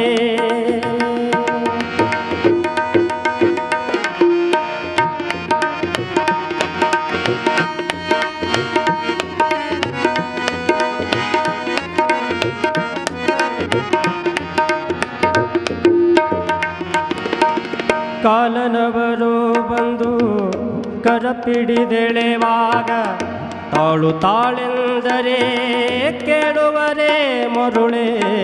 ಕಾಲನವರು ಬಂದು ಕರಪಿಡಿದೆಳೆವಾಗ ತಾಳು ತಾಳೆಂದರೆ ಕೇಳುವರೆ ಮರುಳೆ. ವೇಳೆ ಹೋಗದ ಮುನ್ನ ಧರ್ಮವ ಗಳಿಸ ಅದನ್ನ ಎದೆ ಮೇಲೆ ಹಾಕಿಕೊಂಡು ಯಾರಾದ್ರೂ ಬಂದ್ರೆ ಅದಕ್ಕೆ ಲಿಂಗವನ್ನ ಎದೆ ಮೇಲೆ ಧರಿಸಿಕೊಂಡು ಬಂದ್ರೆ ಅದಕ್ಕೆ ಅವ್ರು ಹೇಳ್ತಾರೆ, ದೇವ ಸಹಿತ ಭಕ್ತ ಮನೆಗೆ ಬಂದಡೆ ಕಾಯಕವಾವುದೆಂದು ಬೆಸಗೊಂಡನಾದಡೆ. ನೀನು ಲಿಂಗ ಎದೆ ಮೇಲೆ ಹಾಕ್ಕೊಂಡು ಮನೆಗೆ ಬಂದಿ ಅಂದ್ರೆ ನಿನ್ನ ಕಾಯಕ ಯಾವುದು ಅಂತ ನಾ ಕೇಳಂಗಿಲ್ಲ. ಕಾರಣ ಸಣ್ಣ ಕೆಲಸನೂ ಅಷ್ಟೇ ಶ್ರೇಷ್ಠ ಇರ್ತದೆ, ದೊಡ್ಡ ಕೆಲಸ ಅದು ಕೂಡ ಅಷ್ಟೇ ಶ್ರೇಷ್ಠ ಇರ್ತದೆ. ಸಾಬರಮತಿ ಆಶ್ರಮದೊಳಗೆ ಮಹಾತ್ಮ ಗಾಂಧೀಜಿಯವರು ಅಲ್ಲಿ ಯಾರೇ ಆಶ್ರಮದೊಳಗಿದ್ರೂ ಸಹಿತ ಒಂದೊಂದು ಕೆಲಸ ಮಾಡಬೇಕಾಗಿತ್ತು, ಪ್ರತಿಯೊಬ್ಬರೂ ಸಹಿತ. ಯಾಕಂದ್ರೆ ನಮ್ಮ ಕೆಲಸ ನಾವೇ ಮಾಡಿ ಉಣ್ಬೇಕನ್ನುವಂಥದ್ದು ಶರಣರು ಏನು ಹೇಳಿಕೊಟ್ಟಾರಲ್ಲ, ಅದೇ ಪರಂಪರೆಯನ್ನು ಅಲ್ಲಿ ಕೂಡ ಮುಂದುವರಿಸಿದ್ರು. ಒಂದು ವಯಸ್ಸಿನ ಹುಡುಗರು ಬಂದು ಅಲ್ಲಿ ಕೇಳ್ತಾರೆ, ನಾವು ನಿಮ್ಮ ಸ್ವತಂತ್ರ ಚಳವಳಿ ಹೋರಾಟದೊಳಗೆ ಭಾಗಿಯಾಗಬೇಕಂತ ಮಾಡೀವಿ, ಅದಕ್ಕೆ ನಾವು ನಿಮ್ಮ ಜೊತೆ ಆಶ್ರಮದೊಳಗೆ ಇರ್ತೀವಿ. ಯಾರು ಬೇಡ ಅಂತಾರಪ್ಪ, ಇರ್ರಿ ಅಂದ್ರೆ ಅವರು. ಆದರೆ ಆಶ್ರಮದ ರೂಲ್ಸ್ ಏನದ ಅಂದರೆ, ಇಲ್ಲಿ ಯಾರೇ ಇದ್ದರೂ ಸಹಿತ ಒಂದು ಸಣ್ಣ ಕೆಲಸ ಮಾಡಿ ಊಟ ಮಾಡಬೇಕು, ಹಂಗೆ ಊಟ ಮಾಡುವಂಗಿಲ್ಲ. ನೀನು ದುಡ್ದೇ ಇಲ್ಲಿ ಊಟ ಮಾಡಬೇಕಂತ ಹೇಳಿದಾಗ ಹಾಗಾದ್ರೆ ನಾವು ಏನು ಮಾಡಬೇಕು? ಎಲ್ಲ ಕಡೆ ಕೆಲಸಗಳನ್ನು ನೋಡ್ತಾರೆ, ಎಲ್ಲ ಕೆಲಸಗಳು ಅವ್ರವ್ರ ಪಾಡಿಗೆ ಅವ್ರು ಮಾಡ್ತಾಯಿದ್ರು. ಅಲ್ಲಿ ಸ್ವಲ್ಪ ಕೆಲಸ ಏನು ಉಳಿದಿತ್ತು ಅಂದರೆ ಅಕ್ಕಿ ಒಳಗಿರುವಂಥ ಕಲ್ಲುಗಳನ್ನು ಆರಿಸುವಂಥ ಕೆಲಸ ಉಳಿದಿತ್ತು. ಆವಾಗ ಅವ್ರು ಅಂದ್ರಂತೆ ಬಾಪೂಜಿಯವರು, ಇಲ್ಲಪ್ಪ ಈ ಅಕ್ಕಿ ಒಳಗೆ ಕಲ್ಲುಗಳನ್ನು ಆರಿಸೋದದ, ಅದನ್ನು ಮಾಡಿ ನೀವು ಊಟ ಮಾಡಿರಿ ಅಂತ ಹೇಳಿದ್ರೆ ಆ ಯುವಕರಂತಾರೆ, ದೇಶ ಸೇವೆ ಮಾಡಕ್ಕಂತ ಬಂದ್ರೆ ಅಕ್ಕಿಯಾಗಿನ ಕಲ್ಲು ಎಣಸಂತ ತಿಳ್ಕೊಂಡು ನಮಗೆ ಆರಿಸಂತ ಹೇಳಿದರೆ ಇಂಥ ಸಣ್ಣ ಕೆಲಸ ನಾವ್ಯಾಕೆ ಮಾಡೋಣ್ರಿ ಅಂದಾಗ ಗಾಂಧೀಜಿಯವರು ಹೇಳಿದರು, ನೋಡಪ್ಪ, ಉಣ್ಣುವ ಅನ್ನದಾಗಿರುವಂಥ ಕಲ್ಲು ಬೇರ್ಪಾಡು ಮಾಡುವಂಥ ಒಂದು ಸಣ್ಣ ಕೆಲಸನ ಮಾಡುವಷ್ಟು ಮೆಟ್ಟಿಗೆ ನಿಮ್ಮ ಮನಸ್ಥಿತಿ ತಯಾರಿಲ್ಲ ಅಂದರೆ ಇನ್ನು ದೇಶಕ್ಕಾಗಿ ಹೋರಾಟ ಮಾಡುವಷ್ಟು ಮೆಟ್ಟಿಗೆ ನಿಮ್ಮ ಮನಸ್ಥಿತಿ ಹೆಂಗೆ ತಯಾರಾಗ್ತದಪ್ಪ. ಅದಕ್ಕೆ ಯಾವುದೇ ದೊಡ್ಡ ಕೆಲಸ ಇರಲಿ, ಅದಕ್ಕೆ ಬಾಪುಲದ್ದೆ ಸೋಮ ಅನ್ನುವಂಥ ಒಬ್ಬ ವ್ಯಕ್ತಿಗಳು ಹೇಳ್ತಾರೆ ಶರಣರು, ಆವ ಕಾಯಕವಾದಡು, ಬೇಕಾದ ಕಾಯಕ ಮಾಡಿ, ಮತ್ತೊಂದು ಕಸ ಹೊಡೆಯೋ ಕಾಯಕ ಮಾಡ್ತೀಯೋ, ಚಪ್ಪಲಿ ಹೊಲಿ ಕಾಯಕ ಮಾಡ್ತೀಯೋ, ಮತ್ತೊಬ್ಬರ ಮನೆಯೊಳಗೆ ಅಡಿಗೆ ಮಾಡೋ ಕಾಯಕ ಮಾಡ್ತೀಯೋ, ಯಾವ ಕೆಲಸನೂ ಕಮ್ಮಿ ಅಲ್ಲ. ಹಾಗಾಗಿ ಅವ್ರು ಹೇಳ್ತಾರೆ, ಆವ ಕಾಯಕವಾದಡು ಸ್ವಕಾಯಕವ ಮಾಡಿ ಅದನ್ನು ಗುರುಲಿಂಗ ಜಂಗಮದ ಮುಂದೆ ತಂದಿಟ್ಟು ಒಕ್ಕುದ ಹಾರೈಸಿ ಮಿಕ್ಕುದ ಕೈಗೊಂಡು ವ್ಯಾಧಿ ಬಂದರೆ ನರಳು ಬೇನೆ ಬಂದರೆ ಒರಳು ಜೀವ ಹೋದಡೆ ಸಾಯಿ ಇದಕ್ಕಾಕೆ ದೇವರ ಹಂಗೇಕೆ ಬಾಪುಲದ್ದೆಯ ಸೋಮ ಅನ್ನುವಂಥ ಮಾತನ್ನು ಅವ್ರು ಹೇಳುವಂಥ ಪ್ರಯತ್ನ ಮಾಡ್ತಾರೆ. ಯಾವ ಕಾಯಕನಾರ ಮಾಡಪ್ಪ, ಆ ಸ್ವತಂತ್ರವಾಗಿರುವಂಥ ಕಾಯಕ ಇರಬೇಕದು. ನೀನು ಕಾರೆಯ ಸೊಪ್ಪಾದರೂ ಅದು ಕಾಯಕದಿಂದನೇ ಬಂದಿರಬೇಕು. ಕಂದಿಸಿ ಕುಂದಿಸಿ ಕಂಡವ್ರ ಮನಸ್ಸನ್ನು ನೋಯಿಸಿ ತೊಗೊಂಬಂದಿರುವಂಥದ್ದು ಪ್ರಸಾದಕ್ಕೆ ಯೋಗ್ಯ ಆಗೋದಿಲ್ಲ. ಅದಕ್ಕೆ ಅವ್ರು ಅಂತಾರೆ, ಕಾರೆಯ ಸೊಪ್ಪಾದರೂ ಸಹಿತ ಅದು ಕಾಯಕದಿಂದನೇ ಬಂದಿರಬೇಕು ಅನ್ನುವಂಥದ್ದನ್ನು ಹೇಗೆ ಶರಣರು ಹೇಳ್ತಾರಲ್ಲ, ಆವ ಕಾಯಕವಾದಡು ಸ್ವಕಾಯಕವ ಮಾಡಿ ಗುರುಲಿಂಗ ಜಂಗಮದ ಮುಂದಿಟ್ಟು. ಭಾಳ ಮಂದಿ ನನಗೆ ಬೇಕು, ನನ್ನ ಮನೆತನಕ್ಕೆ ಬೇಕಂತ ತಿಳ್ಕೊಂಡು ಗಳಿಸೋರು ರಗಡು ಮಂದಿ ಅದಾರ. ಅದಕ್ಕೆ ಕಾಯಕ ಅನ್ನಂಗಿಲ್ಲ, ಅದಕ್ಕೆ ಉದ್ಯೋಗ ಅಂತಾರೆ. ನನಗೆ ಬೇಕು, ನಮ್ಮ ಮನೆಯವ್ರಿಗೆ ಬೇಕು. ನೋಡ್ರಿ, ಜಗತ್ತಿನಾಗ ಹಿಂಗೆ ಒಂದ ಪ್ರಾಣಿ ಐತಿ, ಯಾವ ಹಕ್ಕಿನೂ ಸಹಿತ ತಾನು ಸಾಯ್ಬೇಕಾದ್ರೆ ತನ್ನ ಮಕ್ಕಳಿಗಾಗಿ ದೊಡ್ಡ ಗುಡಾವನ್ನು ಕಟ್ಟಿಸಿ ಅದರೊಳಗೆ ಸಿಕ್ಕಾಪಟ್ಟಿ ಕಿಂಟೊಳಗಟ್ಟಲೆ ಕಾಳಿಟ್ಟು ಸತ್ತೈತಿ ಇಲ್ಲ. ಯಾವ ಹಕ್ಕಿನೂ ಸಹಿತ ತಾನು ಸಾಯ್ಬೇಕಾದ್ರೆ ತನ್ನ ಮಕ್ಕಳಿಗಾಗಿರಲಿ ಅಂತ ತಿಳ್ಕೊಂಡು ಕಿಂಟೊಳಗಟ್ಟಲೆ ಗುಡಾವಣೆಯೊಳಗೆ ಕಾಳು ಇಟ್ಟು ಸತ್ತಿರುವಂಥ ಉದಾಹರಣೆ ಇಲ್ಲ. ಯಾವ ಹುಲಿನೂ ಸಹಿತ ತನ್ನ ಮಕ್ಕಳಿಗಿರಲಿ ಅಂತ ತಿಳ್ಕೊಂಡು ಸಿಕ್ಕಾಪಟ್ಟಿ ಜಿಂಕೆಗಳನ್ನು ಒಳಗೆ ಒಟ್ಟಿ ಅದು ತಾನು ಪ್ರಾಣ ಬಿಟ್ಟದ ಅಂಥ ಉದಾಹರಣೆ ಇಲ್ಲ. ಹುಲಿ ತನ್ನ ಮಕ್ಕಳಿಗೆ ಬೇಟೆ ಆಡೋದನ್ನು ಕಲಿಸಿಕೊಡ್ತದೆ. ಹಕ್ಕಿ ತನ್ನ ಮಕ್ಕಳಿಗೆ ಹಾರಾಡಿ ಹೋಗಿ ಹಿಡ್ಕೊಂಡು ಹೆಕ್ಕೊಂಡು ಆ ಕಾಳುಗಳನ್ನು ತಕ್ಕೊಂಡು ಬರುವಂಥ ಬುದ್ಧಿಯನ್ನು ಕಳಿಸಿಕೊಡ್ತದೆ. ಆದರೆ ಮನುಷ್ಯ ಮಾತ್ರ ಹಿಂಗದಾನ, ನನಗಷ್ಟ ಅಲ್ಲ, ನನ್ನ ಮಕ್ಕಳಿಗೆ ಅಷ್ಟ ಅಲ್ಲ, ಮುಂದೆ ಹುಟ್ಟುವಂಥ ಇನ್ನು 3 ಪೀಳಿಗೆಗೂ ಸಹಿತ ನಾ ಗಳಿಸಿಟ್ಟಿದ್ದೇ ಆಗಬೇಕನ್ನುವಂಥ ರೀತಿ ಒಳಗೆ ಗಳಿಸಿಡ್ತಾನೆ. ಅವತ್ತು ರಾತ್ರಿ ಉಂಡು ಮತ್ತು ನಾಳೆ ಏನು ಅಂತ ತಿಳ್ಕೊಂಡು ಕೇಳುವಂಥ ಪ್ರಾಣಿ ಪಕ್ಷಿಗಳು ಉಪವಾಸ ಎಂದೂ ಕೂಡ ಸತ್ತಿಲ್ಲ. 3 ಪೀಳಿಗೆಗೆ ಆಗುವಷ್ಟು ಗಳಿಸಿರ್ತಕ್ಕಂಥ ಮನುಷ್ಯನ ಹೊಟ್ಟಿ ಇನ್ನೂ ಕೂಡ ತುಂಬಿಲ್ಲ ಅನ್ನುವಂಥದ್ದನ್ನು ನಾವೆಲ್ಲರೂ ಅರ್ಥ ಮಾಡ್ಕೊಳ್ಬೇಕಾಗ್ತದೆ. ಮತ್ತು ಕೇಳ್ರಿ, ನೀವು ಹೊಟ್ಟೆ ತುಂಬೋಲ್ರಿ ನಂದು ಅಂತ ನೀವು ಎಷ್ಟು ಬೇಕಾದಷ್ಟು ಇರಲಿ. ಕೆಲವು ಮಂದಿಗೆ ಬೇಕಾದಷ್ಟು ಭಾಳ ಮಂದಿಗೆ ಇರ್ತದೆ. ಅದಕ್ಕೆ ಶರಣರು ಹೇಳಿದ್ರು. ಇವತ್ತು ಆರ್ಥಿಕತೆ ಬಗ್ಗೆ ಮಾತಾಡ್ತೀವಿ, ನಾವು ಇಂಡಿಯಾ GDP ಬಗ್ಗೆ ಮಾತಾಡ್ತೀವಿ.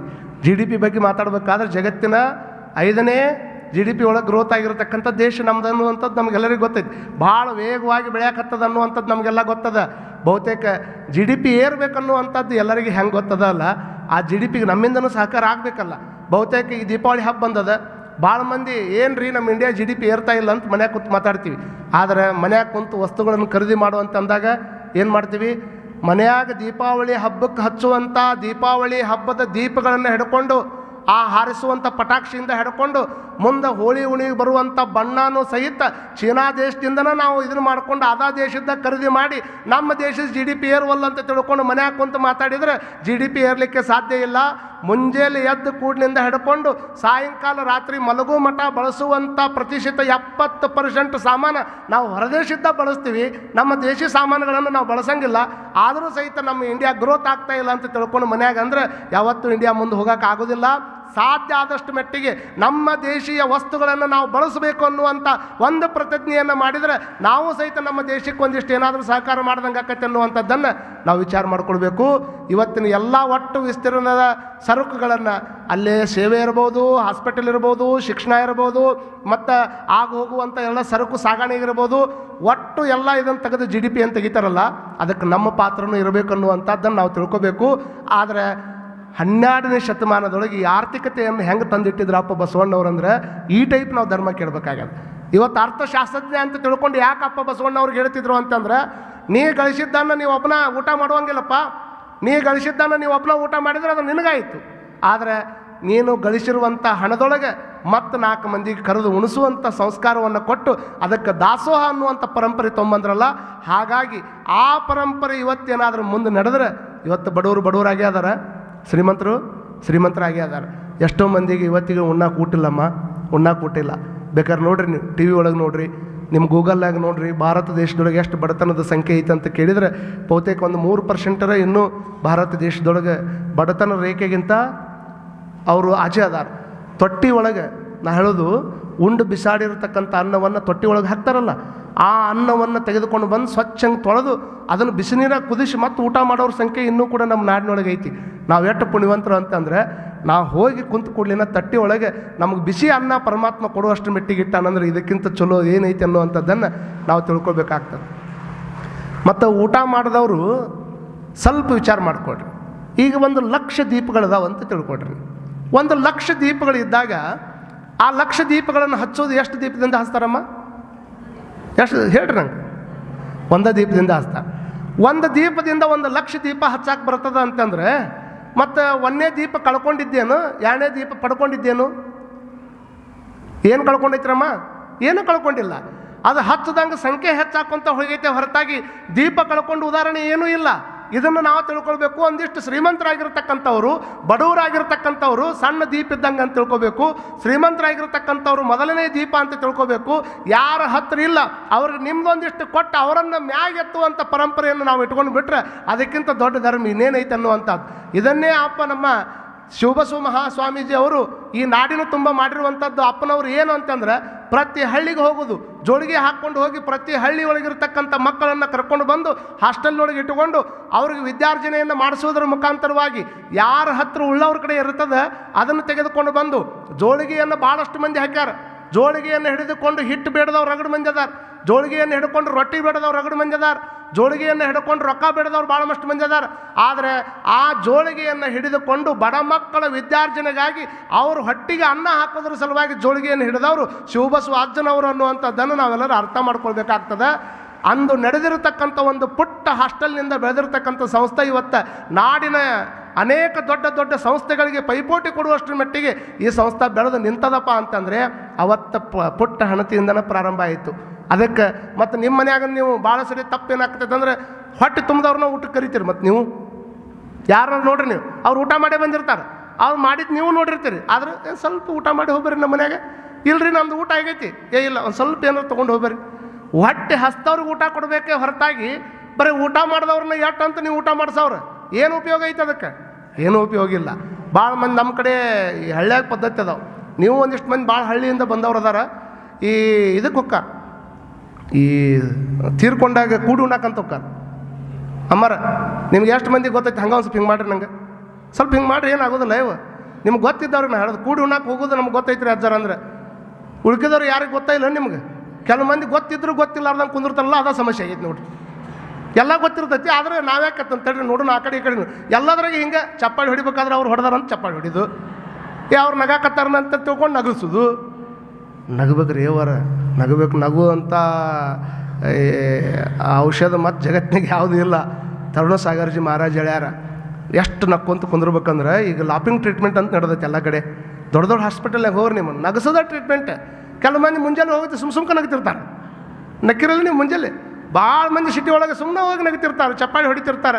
ಅದು ಸುಮ್ಮನೆ ಗೊತ್ತಿಲ್ಲಾರ್ದಂಗೆ ನಿಮಗೆ ಇಲ್ಲಿ ಕ್ರಿಯೆ ನಡೆದಿರ್ತದ. ಅದು ಪ್ರವಚನ ಅಂದರೆ ಕೇವಲ ಹಿಂಗೆ ಕೇಳೋದು ಹೇಳೋದು ಅಟ್ಟ ಅಲ್ಲ.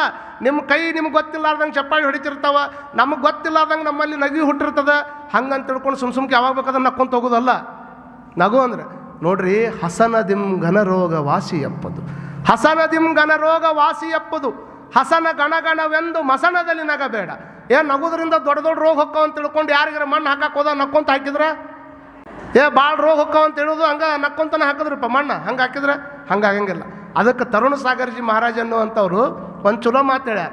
ಯಾರು ನಗಲಾರ್ದಂಗೆ ಅದಾರಂದ್ರೆ, ನಾ ಇಲ್ಲೆಲ್ಲ ಹೇಳೋದು ಮನ್ಯಾಗ ನಗಲಾರ್ದಂಗೆ ಯಾರು ಕುಂತಾರಂದ್ರೆ, ಕೆಲವು ಮಂದಿ ಅಂತಿರ್ತಾರೆ ನೋಡ್ರಿ, ಅವ್ರು ಬರೋತನ ನಮ್ಮ ಮನೆ ಭಾರಿ ಇರ್ತೈತೆ ರೀ, ನಕ್ಕೊಂತಿರ್ತೀವಿ. ಅವ್ರು ಒಳಗೆ ಬಂದ್ರಂದ್ರೆ ಎಲ್ಲ ಪಿನ್ ಡ್ರಾಪ್ ಸೈಲೆಂಟ್ ನೋಡ್ರಿ. ಒಟ್ಟ ನಮ್ಮ ಹಲ್ಲು ಸಹಿತ ಕಾಣೋದಿಲ್ಲ ರೀ, ಅಷ್ಟು ಗಪ್ಚುಪ್ ಇರ್ತೀವಿ ನಾವು ಅಂತ. ಅಂಥವ್ರಿಗೆ ಅವ್ರು ಒಂದು ಮಾತು ಹೇಳ್ಯಾರ, ನಗಲಾರ್ದಂಗೆ ಯಾವರ ಮನ್ಯಾಗ ಕುಂತಾವ ಅಂದ್ರೆ ಹೊರಗೆ ಸ್ಮಶಾನದಾಗ ಕುಂತಿದ್ವು ಅವು ಬೇರೆ ಅಲ್ಲ.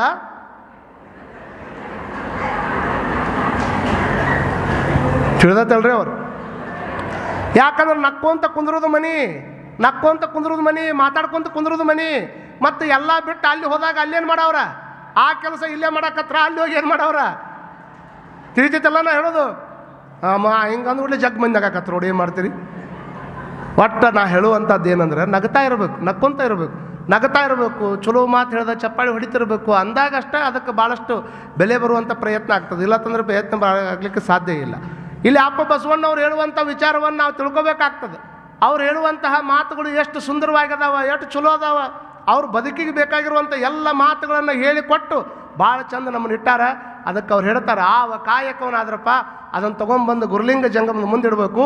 ಇಟ್ಟು ನಿನ್ನ ಹತ್ರ ಇತ್ತ ಅದನ್ನು ಬಳಸು, ಇಲ್ಲ ಅಂದ್ರೆ ಮತ್ತೊಬ್ಬರ ಕಡೆಗೆ ಹೋಗಿ ದುಡ್ಕೊಂಡು ಬಂದು ಕೈಕೊಂಡು ಅದನ್ನು ನೀನು ಏನು ಮಾಡು, ಮತ್ತೊಬ್ಬರಿಗೆ ಹಂಚುವಂಥ ಪ್ರಯತ್ನ ಮಾಡು. ಹಂಚಿದ ಮೇಲೆ ಏನೋ ನಿನಗೇನಾದರೂ ಬೇನೆ ಬಂದೈತೆ ಅಂದ್ರೆ ನರಳು ತ್ರಾಸ ಆಗಕತ್ತೈತೆ, ಅದು 4 ಮಂದಿ ಮುಂದೆ ಹೊರಗೆ ಹಾಕ. ಇಲ್ರಿ ನನಗೆ ಜೀವ ಹೋದಂಗೆ ಆಗೈತೆ, ಸಾಯಿ. ದೇವ್ರು ಯಾಕೆ ಹಂಗೆ? ಅದಕ್ಕೆ ಹೋಗಿ ದೇವ್ರ ಮುಂದೆ ನಿಂತ್ಕೊಂಡು ಕೈ ಮುಗಿದು, ಯಪ್ಪ ನನ್ನ ಹೆಂಗಾರ ಮಾಡಿ ಬದುಕಿಸಂತಂದ್ರೆ ಬದುಕಿಸ್ತಾನ ದೇವ್ರ. ನಿನಗೆ ಕೊಟ್ಟ ಆಯುಷ್ಯವನ್ನು ಮೊದಲ ಎಲ್ಲ ಬರೆದಿಟ್ಬಿಟ್ಟಾನ. ಬದುಕಿನೊಳಗೆ ಬರುವಂಥ 100 ಪುಟದೊಳಗೆ 1ನೇ ಪುಟ ಎಲ್ಲಿ ಹುಟ್ಟಬೇಕು ಅದನ್ನು ಬರೆದು ಬಿಟ್ಟಾರ. ಕೊನೆಯ ಪುಟ ಎಲ್ಲಿ ಸಾಯ್ಬೇಕು ಅದನ್ನು ಬರೆದಿಟ್ಟಾರ. ಇನ್ನು 98 ಪುಟ ನಮ್ಮ ಕೈಯಾಗ ಕೊಟ್ಟಾರ. ಅದನ್ನು ಹೆಂಗೆ ಬರ್ಕೋಬೇಕನ್ನುವಂಥ ಕಾರಣಕ್ಕೆ ತಲೆಯಾಗ ಬುದ್ಧಿ ಇಟ್ಟು ಈ ಭೂಮಿ ಮೇಲೆ ಕಳಿಸ್ಯಾನ. ಹೆಂಗೆ ಬರ್ಕೋಬೇಕನ್ನುವಂಥದ್ದನ್ನು ತಿಳ್ಕೊಂಡು ಯಾರಿಗೇನು ಅನುಕೂಲ ಮಾಡಬೇಕು. ನನ್ನ ಪುಟದೊಳಗೆ ಜಸ್ಟ್ ಪಾಸ್ ಆದವರು ರಗಡ್ ಮಂದಿ ಅದಾರ, ಅದ್ರಾಗ 00 ತೊಗೊಂಡವರು ರಗಡ್ ಮಂದಿ ಅದಾರ, ಅದ್ರಾಗ ರ್ಯಾಂಕಿಂಗ್ ಹಚ್ಚಿ ಪಾಸ್ ಆದವರು ಭಾಳ ಮಂದಿ ಕಡಿಮೆ ಇರ್ತಾರೆ. ಅಂಥದ್ರೊಳಗೆ ಕೆಲವು ಜನ ನಮ್ಮ ನಾಡಿನೊಳಗೆ ಸಿಗ್ತಾರೆ ಅನ್ನುವಂಥದ್ದನ್ನು ನಾವು ತಿಳ್ಕೊಬೇಕು. ಅದಕ್ಕೆ ಹೊಟ್ಟೆ ತುಂಬಿದವ್ರನ್ನ ಎಂದೂ ಕೂಡ ಊಟ ಕರೆಯಕ್ಕೆ ಹೋಗ್ಬೇಡ್ರಿ. ಸತ್ತಾಗ ಕೂಡಿ ಉಣ್ಣಾಕೆ ಹೋಗ್ತಾರಲ್ಲ ತಾಯಿ, ಹೋಗಿದ್ದೆ ಅದಕ್ಕೆ ಹೋಗಿರ್ತಾರೆ. ಅವ್ರ ಮನ್ಯಾಗ ದುಃಖ ಐತಿ ಉಣಿಸ್ಬೇಕಂತನ ಹೋಗ್ಯಾರ, ದುಃಖ ಐತಂತ ಉಣಿಸಾಕಂತನ ಹೋಗ್ಯಾರ. ಮತ್ತು ಇವ್ರು ತೊಗೊಂಡು ಹೋದ ಆ ಊಟದಾಗ 2 ರೊಟ್ಟಿ ಏನಾದರೂ ಹೆಚ್ಚಿಗೆ ಆ ಹೆಣ್ಮಗಳು ತಿಂದ್ಲಂದ್ರೆ ಚಲವ ಮನ್ಯಾಗ ಕೂತು, ಏನು ರೀ ಆ ಹೆಣ್ಮಗಳು ದುಃಖ ಅನ್ನೋದು ಇಲ್ಲ ನೋಡ್ರಿ. ನಾವು ಕಟ್ಕೊಂಡು ಹೋದ ರೊಟ್ಟಿ ಒಳಗೆ 4 ರೊಟ್ಟಿ ತಿಂದಾಡ್ರಿ. ನಗಾಕತ್ತೀರಂದ್ರೆ ಅಂದವ್ರು ಅಂದಂಗೆ ಅದ ಅಂದ್ರೆ ನಿಮ್ಮ ಲೆಕ್ಕದಾಗ ಆ ಹೆಣ್ಮಗಳು ಬದುಕಬಾರ್ದು, ಅವಳು ಹೋಗೇ ಬಿಡ್ಬೇಕು ಅನ್ನೋ ಲೆಕ್ಕದಾಗ ಅಂತಿರ್ತಾರೆ ಕೆಲವು ಮಂದಿ. ಅದಕ್ಕೆ ಸತ್ತ ಮೇಲೆ ಕೂಡಿ ಉಣ್ಣಾಕೆ ಹೋಗುವಂಥದ್ದನ್ನು ನಾವು ಬೇಡ ಅಂತ ಹೇಳ್ತಾ ಇಲ್ಲ. ಇದ್ದಾಗ ಒಂದಿಷ್ಟು ಪರಿಸ್ಥಿತಿ ಅನುಗುಣವಾಗಿ ನಿಮ್ಮ ಮನೆಯಾಗಿನ ಮಕ್ಕಳಿಗೆ ಎಷ್ಟಂತ ಊಟ ಹಾಕವ್ರ? ಅಪ್ಪ ಬಸವಣ್ಣ ಅವ್ರು ಹೇಳಿರುವಂಥ ವಿಚಾರ ಏನು? ನಿಮ್ಮ ಮಕ್ಕಳಿಗೆ ಅಟ್ಟ ಊಟ ಹಾಕಿದ್ರೆ, ಬರೀ ನಿಮ್ಮ ಮಕ್ಕಳಿಗೆ ಅಟ್ಟ ಹೋಗಿ ಡ್ರೆಸ್ ತೊಗೊಂಡು ಬಂದ್ರೆ ನಿಮ್ಮ ಮನೆ ಮುಂದೆ ನಿಮ್ಮ ಮಕ್ಕಳಿಗೆ ಚಲೋ ಒಲ್ಲೆ ಅಂದ್ರೂ ಇಡ್ಲಿ ಮಾಡಿ ಉಣಿಸ್ತಿರ್ತೀರಿ. ಇನ್ನು ಕೆಲವು ಮಂದಿ ಮಕ್ಕಳು ಮನೆ ಮುಂದೆ ಬಂದು ಏನಾದರೂ ಒಂದಿಷ್ಟು ಹೊಟ್ಟಿಗೆ ಕೊಡ್ರಿ ಅಂದ್ರೂ ಸಹಿತ ನಮ್ಮ ಮನೆಯಾಗಿಲ್ಲ ಮುಂದೆ ಹೋಗಿ ಬಾ ಅಂತ ಹೇಳ್ತೀವಿ. ಅಂದ್ರೆ ನಾವು ಯಾವ ತತ್ವದಾಗ ಬದುಕಾಕತ್ತೀವಿ ಅನ್ನುವಂಥದ್ದನ್ನು ವಿಚಾರ ಮಾಡ್ಕೋಬೇಕಾಗ್ತದೆ. ಮೊದಲು ನಿನ್ನ ಹತ್ರ ಇಲ್ಲ ಅಂದ್ರೆ ನಿನಗೆ ಹೊಟ್ಟೆ ಹಸ್ತೈತಂದ್ರೆ ಉಣ್ಣಾಕತ್ತಿ ಅಂದ್ರೆ ಅದು ಪ್ರಕೃತಿ ಧರ್ಮ ಅಂತ ತಿಳ್ಕೊಬೇಕು ನಾವು. ಹೊಟ್ಟೆ ಹಸ್ತಾಗ ಉಣ್ಣುವಂಥದ್ದು ಪ್ರಕೃತಿಯ ಧರ್ಮ. ಆದರೆ ನನಗೆ ಹೊಟ್ಟೆ ಹಸ್ತಿಲ್ಲ ಆದರೂ ಸಹಿತ ಊಟ ಮಾಡಾಕತ್ತೀನಿ ಅಂದ್ರೆ ಅದು ವಿಕೃತಿ ಧರ್ಮ ಅಂತ ತಿಳ್ಕೊಡ್ರಿ ನೀವು. ಹಸ್ದೇ ಇರಂಗಿಲ್ಲ ಕೆಲವು ಮಂದಿ ಸುಮ್ಮನೆ ಉಣ್ಣೋದಪ್ಪ ಹಂಗೆ. ಹೊಟ್ಟೆ ಹಸ್ತಾಗ ಉಣ್ಣುವಂಥದ್ದು ಪ್ರಕೃತಿಯ ಧರ್ಮ. ಹೊಟ್ಟೆ ಹಸಿದೇ ಇರತಕ್ಕಂಥ ಟೈಮ್ದೊಳಗೆ ಉಣ್ಣಾಕತ್ತಿ ಅಂದ್ರೆ ಅದು ನಿನ್ನ ವಿಕೃತಿಯ ಧರ್ಮ ಅಂತ ತಿಳ್ಕೊಬೇಕು. ನನಗೆ ಹೊಟ್ಟೆ ಹಸಿಕೊಂಡಿದ್ದಾಗನೂ ಸಹಿತ ಇನ್ನೊಬ್ಬ ಹಸಿದಂಥ ವ್ಯಕ್ತಿಗೆ ನನ್ನ ತಟ್ಟಿ ಒಳಗಿರ್ತಕ್ಕಂಥ ಒಂದು ತುತ್ತನ್ನು ಎತ್ತಿ ಕೊಡೋದೇನೈತಲ್ಲ, ಇದು ಭವ್ಯ ಸಂಸ್ಕೃತಿಯ ಧರ್ಮ ಅನ್ನುವಂಥದ್ದನ್ನು ನಾವೆಲ್ಲರೂ ಅರ್ಥ ಮಾಡ್ಕೋಬೇಕಾಗ್ತದೆ. ಒಂದ್ಸಲ ವಿಚಾರ ಮಾಡ್ಕೊಡ್ರಿ. ಎಷ್ಟು ದಿವಸ ಅಂತ ತಿಳ್ಕೊಂಡು ಯಾವ್ದಾರು ಒಂದು ದೊಡ್ಡ ಹೋಟೆಲ್ನಾಗ ಹೋಗಿ ಮಕ್ಕಳು ಬರ್ತಡೇ ಮಾಡ್ಬೇಕಂತ ತಿಳ್ಕೊಂಡು ಮಕ್ಕಳು ಬರ್ತಡೇ ಮಾಡೋದಕ್ಕೆ 5 ಸ್ಟಾರ್ ಹೋಟೆಲ್ಗೆ ಹೋಗ್ತಾರೆ. ಭಾಳ ಮಂದಿ 5 ಸ್ಟಾರ್ ಹೋಟೆಲ್ಗೆ ಹೋಗ್ತಾರಲ್ಲ, 5 ಸ್ಟಾರ್ ಹೋಟೆಲ್ನಾಗ ಬರೀ 5 ಸ್ಟಾರ್ ಇರ್ತಾವೆ. ಅಲ್ಲಿ ಹೋಗಿ ಹೋಟೆಲ್ನಾಗ ತಮ್ಮ ಮಕ್ಕಳು ಬರ್ತಡೇ ಸೆಲೆಬ್ರೇಷನ್ ಮಾಡ್ತಾರೆ. ಮಾಡೋ ಟೈಮ್ದೊಳಗೆ ಎಲ್ಲರೂ ಕುತ್ಕೊಂಡು ಅಲ್ಲೊಂದಿಷ್ಟು ಇಲ್ಲೊಂದಿಷ್ಟು ತಿನ್ನಕ್ಕೆ 25,000 ರೂಪಾಯಿ ಬಿಲ್ ಆಕೈತಿ. 25,000 ರೂಪಾಯಿ ಬಿಲ್ ಆದಮೇಲೆ ಮನೆಗೆ ಬಂದು ಭಾಳ ಮಂದಿ ನನಗೆ ಆರೋಗ್ಯನ ತಪ್ಪಿತ್ತು ಬಿಡ್ರಿ ಅಂತ ಹೇಳ್ತಾರೆ. ಯಾಕೆ 5 ಸ್ಟಾರ್ ಹೋಟೆಲ್ನಾಗ ಭಾಳ ಥರದ ವೆರೈಟಿ ತಿಂದ ಮೇಲೆ ಹೊಟ್ಟೆ ತಡಿಬೇಕಲ್ಲ, ಏನಾದರೂ ಅನಾರೋಗ್ಯ ಆಗ್ತದೆ. 25,000 ರೂಪಾಯಿ ರೊಕ್ಕ ಕೊಟ್ಟು ಆ 5 ಸ್ಟಾರ್ ಹೋಟೆಲ್ನೊಳಗೆ ನೀವು ಇದೊಂದಿಷ್ಟು ತೊಗೊಂಡು ಮನೆಗೆ ಬರೋದಕ್ಕಿಂತ 25,000 ರೂಪಾಯಿ ರೊಕ್ಕನ ನಿಮ್ಮ ಮನೆ ಹೆಣ್ಮಕ್ಳ ಕೈಯಾಗ ಕೊಟ್ಟರೆ ಅವರು 3 ತಿಂಗಳು ಆಗುವಷ್ಟು ಸಂತಿ ಮಾಡ್ತಾರೆ. ಅದರೊಳಗೆ ಚಲೋದೆಲ್ಲ ಅಡುಗೆ ಮಾಡ್ಕೊಂಡು ನಿಮ್ಮ ಮನೆ ಸ್ಟೇರ್ಕಸ್ ಮೇಲೆ ಹೋಗಿ ಕುತ್ಕೊಂಡ್ರಿ ಅಂದರೆ ಇಲ್ಲಿ 25,000 ರೂಪಾಯಿ ರೊಕ್ಕ ಕೊಟ್ಟರೆ ಜಸ್ಟ್ 5 ಸ್ಟಾರ್. 25,000 ರೂಪಾಯಿದಾಗ ಚಲೋ ಸಂತಿ ಮಾಡಿ ಅಡುಗೆ ಮಾಡಿಕೊಂಡು ನಿಮ್ಮ ಮನೆ ಸ್ಟೇರ್ಕಸ್ ಮೇಲೆ ಹೋಗಿ ಕುತ್ಕೊಂಡ್ರಿ ಅಂದರೆ ಭಗವಂತ ನಿರ್ಮಾಣ ಮಾಡಿರ್ತಕ್ಕಂಥ ಲಕ್ಷ ಕೋಟಿ ಸ್ಟಾರ್ ಬಿಡು ಕುತ್ಕೊಂಡು ಊಟ ಮಾಡುವಂಥ ಆನಂದ ಬರ್ತೈತೆ. ಅಂದರೆ ಇದಕ್ಕಿಂತ ದೊಡ್ಡದು ಇನ್ನೇನೈತ್ರಿ ಅವರು? ಮತ್ತು ಅಜ್ಜಾರು ಹೇಳ್ಯಾರ ಅಂತ ತಿಳ್ಕೊಂಡು ಮನೆಗೆ ಹೋದ್ಮೇಲೆ ತಾಟ್ ಹಿಡ್ಕೊಂಡು ಮ್ಯಾಗ ಹೋದಿರಿ, ಅದಕ್ಕೊಂದು ಸಮಯ ಸಂದರ್ಭ. ಹೌದು, ಮತ್ತು ಅಜ್ಜಾರು ಹೇಳಿದ್ರೆ ತಡಿ ಅಂತ ತಿಳ್ಕೊಂಡು ಪಟ್ನ ಹಾಡ್ಕೊಂಡು ಲಿಫ್ಟ್ ಹಾಕ್ಕೊಂಡು ಮ್ಯಾಗ ಹೋದ್ರೆ ಹಂಗೆ ಒಂದಿಷ್ಟು ಮಾಡೋದು. ನಿಮ್ಮ ಮನೆಯಾಗಿಂದ ಅವ್ರ ಮನೆಯಾಗಿಂದ ಕೂಡಿ ಉಣ್ಣುವಂಥ ಸಂಸ್ಕೃತಿ ಐತಲ್ಲ, ಇದನ್ನು ಮಾಡುವಂಥ ಪ್ರಯತ್ನ ಮಾಡಬೇಕು. ಅದಕ್ಕಾಗಿ ನಾವಿಲ್ಲಿ ಹೇಳಬೇಕಾಗಿರುವಂಥದ್ದು ಏನು ಅಂತಂದರೆ ಅವ್ರು ಹೇಳ್ತಾರೆ, ವ್ಯಾಧಿ ಬಂದರೆ ನೆರಳು, ಜೀವ ಹೋದಡೆ ಸಾಯಿ. ಇದಕ್ಕೆ ದೇವರ ಹಂಗೇಕೆ? ದೇವ್ರ ಮುಂದೆ ಹೋಗಿ ನನಗೆ ಯಾಕೆ ಹಂಗನಾಗಿ ಇಟ್ಕೊಂಡು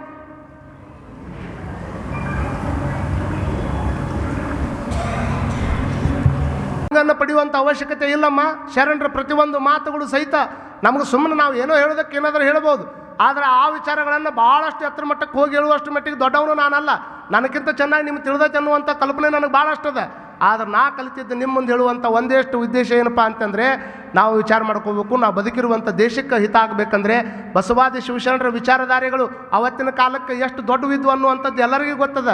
ಹಾಗಾಗಿ ದೇಶದ ಆರ್ಥಿಕತೆ ಬಗ್ಗೆ ನಾವು ವಿಚಾರ ಮಾಡೋದಾದರೆ ಇವತ್ತು ಪ್ರಸ್ತುತವಾಗಿ ಅಪ್ಪ ಬಸವಣ್ಣನವರು ಹೇಳಿರ್ತಕ್ಕಂಥ ವಿಚಾರಗಳನ್ನು ನಾವು ಮೈಗೂಡಿಸ್ಕೊಂಡ್ರೆ ದೇಶಕ್ಕೂ ದೊಡ್ಡ ಹಿತ ಆಕೈತೆ ಅನ್ನುವಂಥದ್ದನ್ನು ತಿಳ್ಕೊಬೇಕಾಗ್ತದೆ. ಭಾರತ ದೇಶದೊಳಗೆ ಸುಮಾರು ಒಂದು 140 ಕೋಟಿ ಜನಸಂಖ್ಯೆ ಒಳಗೆ ನಮ್ಮ ಒಂದು 50 ಕೋಟಿ ಜನರ ಯುವಕರದ, ಒಂದು 50 ಕೋಟಿ ಜನರು ಯುವಕರಿದ್ದರೂ ಸಹಿತ ಅವ್ರ ಕೈಗಳನ್ನು ಡಬಲ್ ಮಾಡಿದರೆ ಒಂದು 100 ಕೋಟಿ ಕೈಗಳಾಕ್ಕಾವ. ಒಂದು 100 ಕೋಟಿ ಕೈಗಳು ದುಡಿಯುವಂಥ ಕೈಗಳಿದ್ರೂ ಸಹಿತ ಅವ್ರು ಸರಿಯಾಗಿ ಕೆಲಸ ಸಿಗ್ತಾ ಇಲ್ಲ. ಓದಿರ್ತಕ್ಕಂಥ ವ್ಯಕ್ತಿಗಳು ಪದವಿ ಮಾಡ್ಕೊಂಡು ಬಂದಿರ್ತಾರೆ, ಪದವಿ ತಕ್ಕಂಗೆ ಕೆಲಸ ಸಿಗ್ತಾ ಇಲ್ಲ. ಎಷ್ಟೋ ಮಂದಿ ನಿರುದ್ಯೋಗಿಗಳಾಗಿ ಓಡಾಡ್ತಾ ಇದ್ದಾರೆ. ಈ ಕಡೆ ಮನೆಯೊಳಗೆ ತಂದೆ ತಾಯಿಗಳು ಖರ್ಚು ಮಾಡಿರ್ತಾರೆ, ಅವ್ರ ಮೇಲೆ ಸಿಕ್ಕಾಪಟ್ಟಿ ಇನ್ವೆಸ್ಟ್ಮೆಂಟ್ ಮಾಡಿರ್ತಾರೆ, ಆದ್ರೆ ಒಂದು ಸಣ್ಣ ಕೆಲಸನೂ ಸಿಗಲಾರ್ದಂತ ಎಷ್ಟೋ ಮಂದಿ ಅಡ್ಡಾಡ್ತಾರೆ. ಇನ್ನು ಕೆಲವು ಮಂದಿಗೆ ಎಲ್ಲ ಇರ್ತದೆ, ಆದರೂ ಸಹಿತ ಕೆಲಸ ಮಾಡುವಂಥ ಮನಸ್ಸುಗಳಿಲ್ಲ. ನಾವು ಭಾಳ ಮಂದಿ ವಿಚಾರ ಮಾಡ್ಕೋಬೇಕು. ಒಂದು ಕಡೆ ಓದಿ ಕೆಲಸ ಸಿಗದೇ ಇರತಕ್ಕಂಥ ಕೆಲವು ಮಂದಿ ಒಂದಿಷ್ಟು ಕಡೆ ಆದರೆ ಎಲ್ಲ ಇದ್ದೂ ಸಹಿತ ದುಡಿಲಾರ್ದಂಥ ವ್ಯಕ್ತಿಗಳು ನಮ್ಮ ನಾಡಿನೊಳಗದಾರ. ಕಟ್ಟಿ ಮೇಲೆ ಕುತ್ಕೊಂಡು ರೊಟ್ಟಿ ತಿನ್ನೋರಿಂದ ದೇಶ ಪ್ರಗತಿ ಆಗಲಿಕ್ಕೆ ಸಾಧ್ಯ ಇಲ್ಲ. ರೊಟ್ಟಿ ಮೇಲೆ ದುಡಿದು ಯಾವ ರೊಟ್ಟಿ ತಿಂತಾನೆ ಅವರಿಂದ ಮಾತ್ರ ದೇಶ ಪ್ರಗತಿ ಒಳಗೆ ಬರ್ತದೆ ಅನ್ನುವಂಥದ್ದನ್ನು ನಾವು ಯಾರೂ ಕೂಡ ಮರೆಯುವಂಗಿಲ್ಲ. ಇದನ್ನೇ ಅಪ್ಪ ಬಸವಣ್ಣವರು ಹೇಳಿದರು, ವ್ಯಾಧಿ ಬಂದರೆ ನೆರಳು, ಬೇನೆ ಬಂದರೆ ಹೊರಳು, ಜೀವ ಹೋದಡೆ ಸಾಯಿ. ಇದಕ್ಕೆ ದೇವರ ಹಂಗೇಕೆ? ಮತ್ತೆ ಹೋಗಿ ಯಾಕೆ ಅವ್ರ ಮುಂದೆ ಹಿಂಗಾತ ಅಂತ್ಕೊಂತೀಯಪ್ಪ? ಎಷ್ಟು ಖರ್ಚು ಮಾಡಿದ್ರೆ ಏನು ಉಳಿತೈತೆ ಅಂತ ಮಾಡ್ರಿ ನೀವು? ಕೊನೆಯದು ಇವತ್ತಿನ ಭಾಷಣದ ಕೊನೆ ಉದಾಹರಣೆ ಹೇಳ್ತೀನಿ ನಿಮಗೆಲ್ಲ ಗೊತ್ತೈತಿ. ಮೈಕಲ್ ಜಾಕ್ಸನ್ ಉದಾಹರಣೆ ಗೊತ್ತೈತಿ. ಮೈಕಲ್ ಜಾಕ್ಸನ್ ಅಂತಂದ್ರೆ ಎಲ್ಲರಿಗೂ ಗೊತ್ತೈತಿಲ್ಲ. ಎಂಥ ಅದ್ಭುತ ಡ್ಯಾನ್ಸರ್ ಅಂತೀರಿ ನೀವು. ಇಡೀ ಜಗತ್ತು ಒಂದು ಕ್ಷಣ ಅವ್ರನ್ನ ಹೊಳ್ಳಿ ನೋಡ್ತಿತ್ತು. ಆ ವ್ಯಕ್ತಿಗೆ 150 ವರ್ಷ ಬದುಕಬೇಕನ್ನುವಂಥ ಆಸೆ ಇತ್ತು.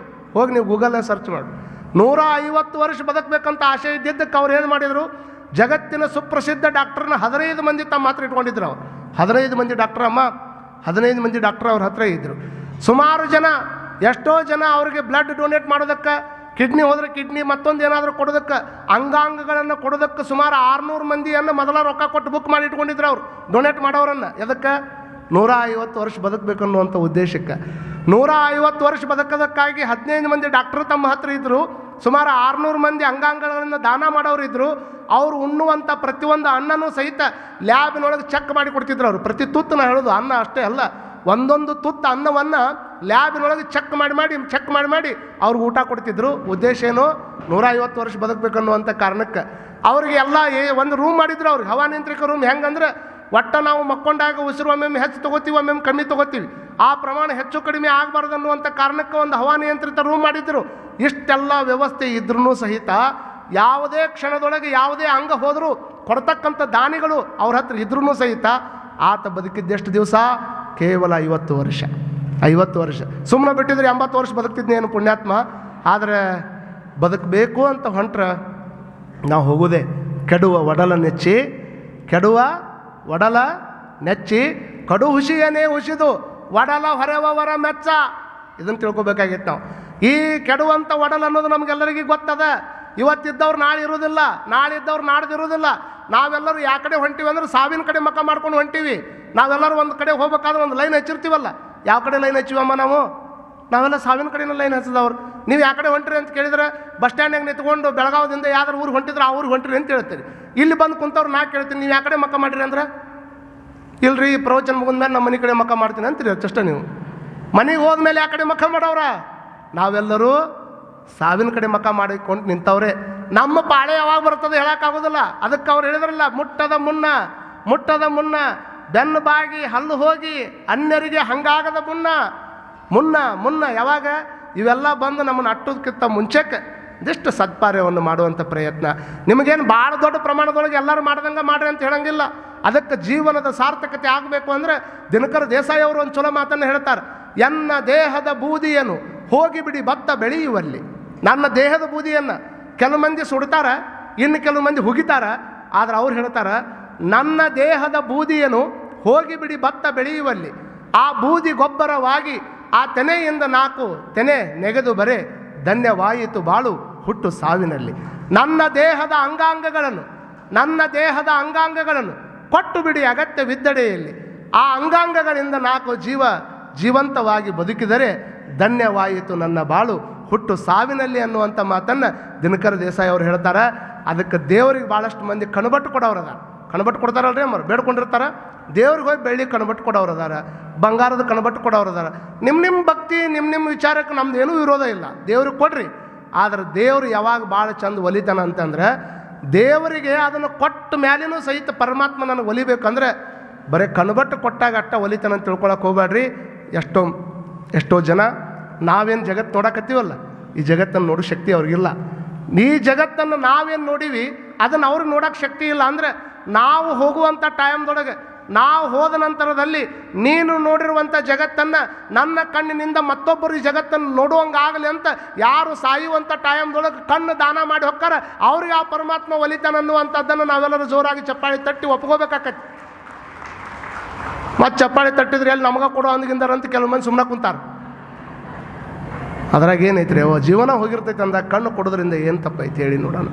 ದೇಹ ದಾನ ಮಾಡಿದವ್ರು ಇಲ್ಲೇ ಬೆಳಗಾವಿ ಒಳಗೆ ನಾವು ಓದಿಲ್ಲೇನು ಅವ್ರ ಬಗ್ಗೆ. ಸ್ವತಃ ತಂದೆಯವರು ದೇಹ ದಾನ ಮಾಡಿ ಏನು ಮಾಡಿದರು, ಜಗತ್ತಿಗೆ ಒಂದು ಮಾದರಿ ಆದರು. ಅದಕ್ಕೆ ಅವ್ರು ಹೇಳಿದರು, ನನ್ನ ದೇಹದ ಅಂಗಾಂಗಗಳನ್ನು ಕೊಟ್ಟು ಬಿಡಿ ಅಗತ್ಯವಿದ್ದಡೆಯಲ್ಲಿ. ನಾ ಹೋದ ನಂತರದಲ್ಲಿ ಆದರೂ ಮಂದಿಗೆ ಮೋಹ ಅಂತಂದ್ರೆ, ನಾವು ಹೋದ್ಮೇಲೆ ಕೆಲವು ಮಂದಿ ನಾವು ಹಳ್ಳಿಯಾಗಿ ಹೇಳಿದ್ಬಿಡ್ಲಿ ಅಜ್ಜರ ಮತ್ತು ಜೀವ ಹೋಗಿರ್ತೈತಿ ರೀ, ಕಣ್ಣು ತೊಗೊಳ್ಳೋ ಮುಂದೆ ಚುಚ್ಚಿ ಏನಾದರೂ ನೋವು ಮಾಡೋಂಗಿಲ್ಲ. ಜೀವನ ಹೋಗೈತೆ ಅಲ್ಲಿ, ಜೀವನ ಹೋಗೈತಿ, ಮತ್ತೆ ಚುಚ್ಚಿದ್ರೆ ನೋವು ಆಕೈತೆ ಅಂದ್ರೆ ಏನು ಹೇಳೋಣ ನಾವು. ಅದಕ್ಕೆ ಒಂದಿಷ್ಟು ಯಾವಾಗ ಪರಮಾತ್ಮ ಒಲಿತಾನಂದ್ರೆ ಬರೀ ಕಣಬಟ್ಟು ಕೊಟ್ಟಾಗ ಒಲಿಯಂಗಿಲ್ಲ.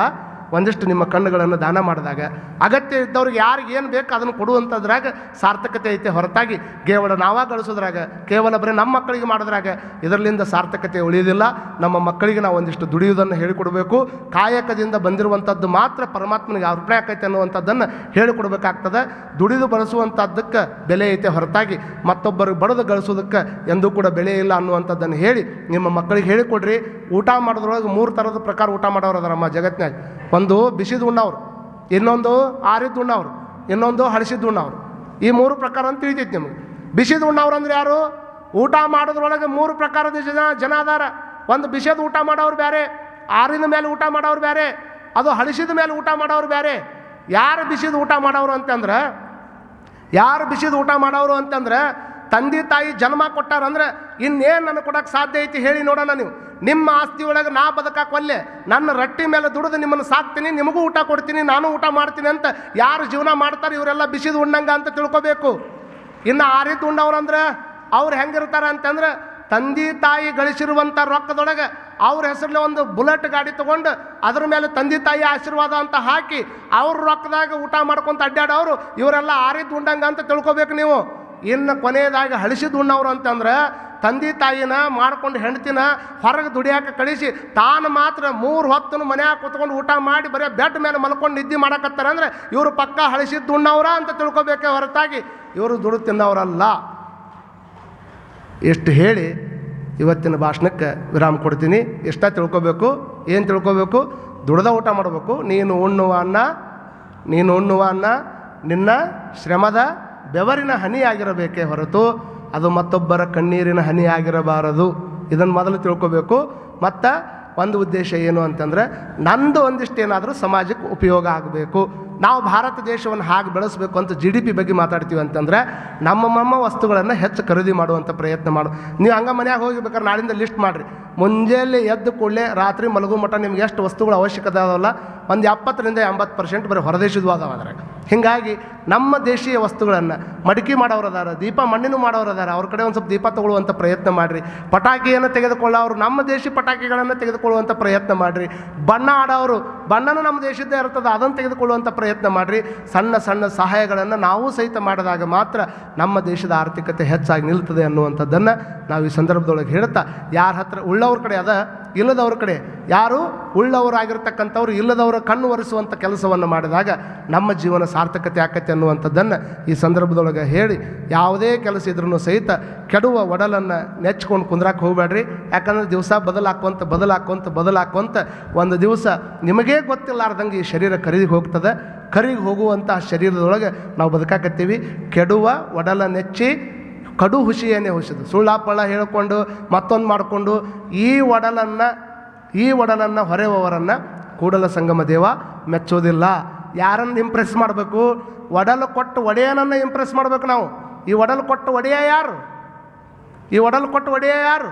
ಒಬ್ಬ ಭಗವಂತ ಅದಾನಲ್ಲ, ಅವನು ಮೆಚ್ಚಿಸೋದಕ್ಕಾಗಿ ನಾವು ಕೆಲಸ ಮಾಡಬೇಕೇ ಹೊರತಾಗಿ ಭಾಳ ಮಂದಿ ಇವ್ರನ್ನ ಇಂಪ್ರೆಸ್ ಮಾಡಕ್ಕೆ ಹೋಗ್ತಾರೆ. ಒಂದು ಹುಡುಗ ಹುಡುಗಿಯನ್ನು ಇಂಪ್ರೆಸ್ ಮಾಡಕ್ಕೆ ಹೋಗ್ತಾನೆ, ಹುಡುಗಿ ಹುಡುಗನನ್ನು ಇಂಪ್ರೆಸ್ ಮಾಡಕ್ಕೆ ಹೋಗ್ತಾಳ. ಇವ್ರು ಇಂಪ್ರೆಸ್ ಮಾಡೋದ್ರಿಂದ ದೇಶ ಬದಲಾಗೋದಿಲ್ಲ. ಯಾರು ಇಂಪ್ರೆಸ್ ಆಗಬೇಕು ಅಂತಂದರೆ ಹುಡುಗ ಹುಡುಗಿಯನ್ನಾಗಲಿ, ಹುಡುಗಿ ಹುಡುಗನನ್ನಾಗಲಿ, ಯಾವುದೋ ಒಬ್ಬ ದೊಡ್ಡ ವ್ಯಕ್ತಿಯನ್ನಾಗಲಿ ಸಣ್ಣ ಹೋಗಿ ದೊಡ್ಡವರನ್ನು ಇಂಪ್ರೆಸ್ ಮಾಡೋದಲ್ಲ. ಯಾರು ಜನ್ಮ ಕೊಟ್ಟಾರ, ಜನ್ಮ ಕೊಡೋ ಹಂಗೆ ಆ ಭಗವಂತ ಏನು ಮಾಡ್ಯಾನಲ್ಲ, ನಿನ್ನ ಹುಟ್ಟಿಸಿದ್ದಕ್ಕೆ ಸಾರ್ಥಕ ಆಯ್ತಂತ ಆ ತಂದೆ ತಾಯಿ ಅನ್ನಬೇಕು, ಭಗವಂತ ಖುಷಿ ಪಡಬೇಕು. ಅಂದಾಗ ಮಾತ್ರ ನಾವು ಆನಂದವಾಗಿ ಬದುಕಾಕತ್ತೆ ಹೊರತಾಗಿ ಬರೀ ಲೋಕದ ಮಂದಿ ಇಂಪ್ರೆಸ್ ಮಾಡೋದಕ್ಕೆ ನಾವು ಬದುಕಿದ್ವಿ ಅಂತಂದ್ರೆ ಏನೂ ಆಗಲಿಕ್ಕೆ ಸಾಧ್ಯ ಇಲ್ಲ ಅನ್ನುವಂಥದ್ದನ್ನು ಹೇಳಿ, ಕೆಡುವ ಒಡಲನ್ನು ನೆಚ್ಚಿ ಕೆಡಕ್ಕೆ ಹೋಗಬೇಡ್ರಿ. ಒಡಲು ಕೊಟ್ಟ ಒಡೆಯನನ್ನು ಮೆಚ್ಚಿಸೋದಕ್ಕಾಗಿ ನೀವೆಲ್ಲ ಬದುಕೋಣ ಅನ್ನುವಂಥ ಮಾತನ್ನು ಹೇಳಿ ಸಮಯ ಎಂಟಾಗ್ಯದ. ನಾಳೆನೂ ಇಷ್ಟಕ್ಕೆ ಬಿಡ್ತೀವಿ.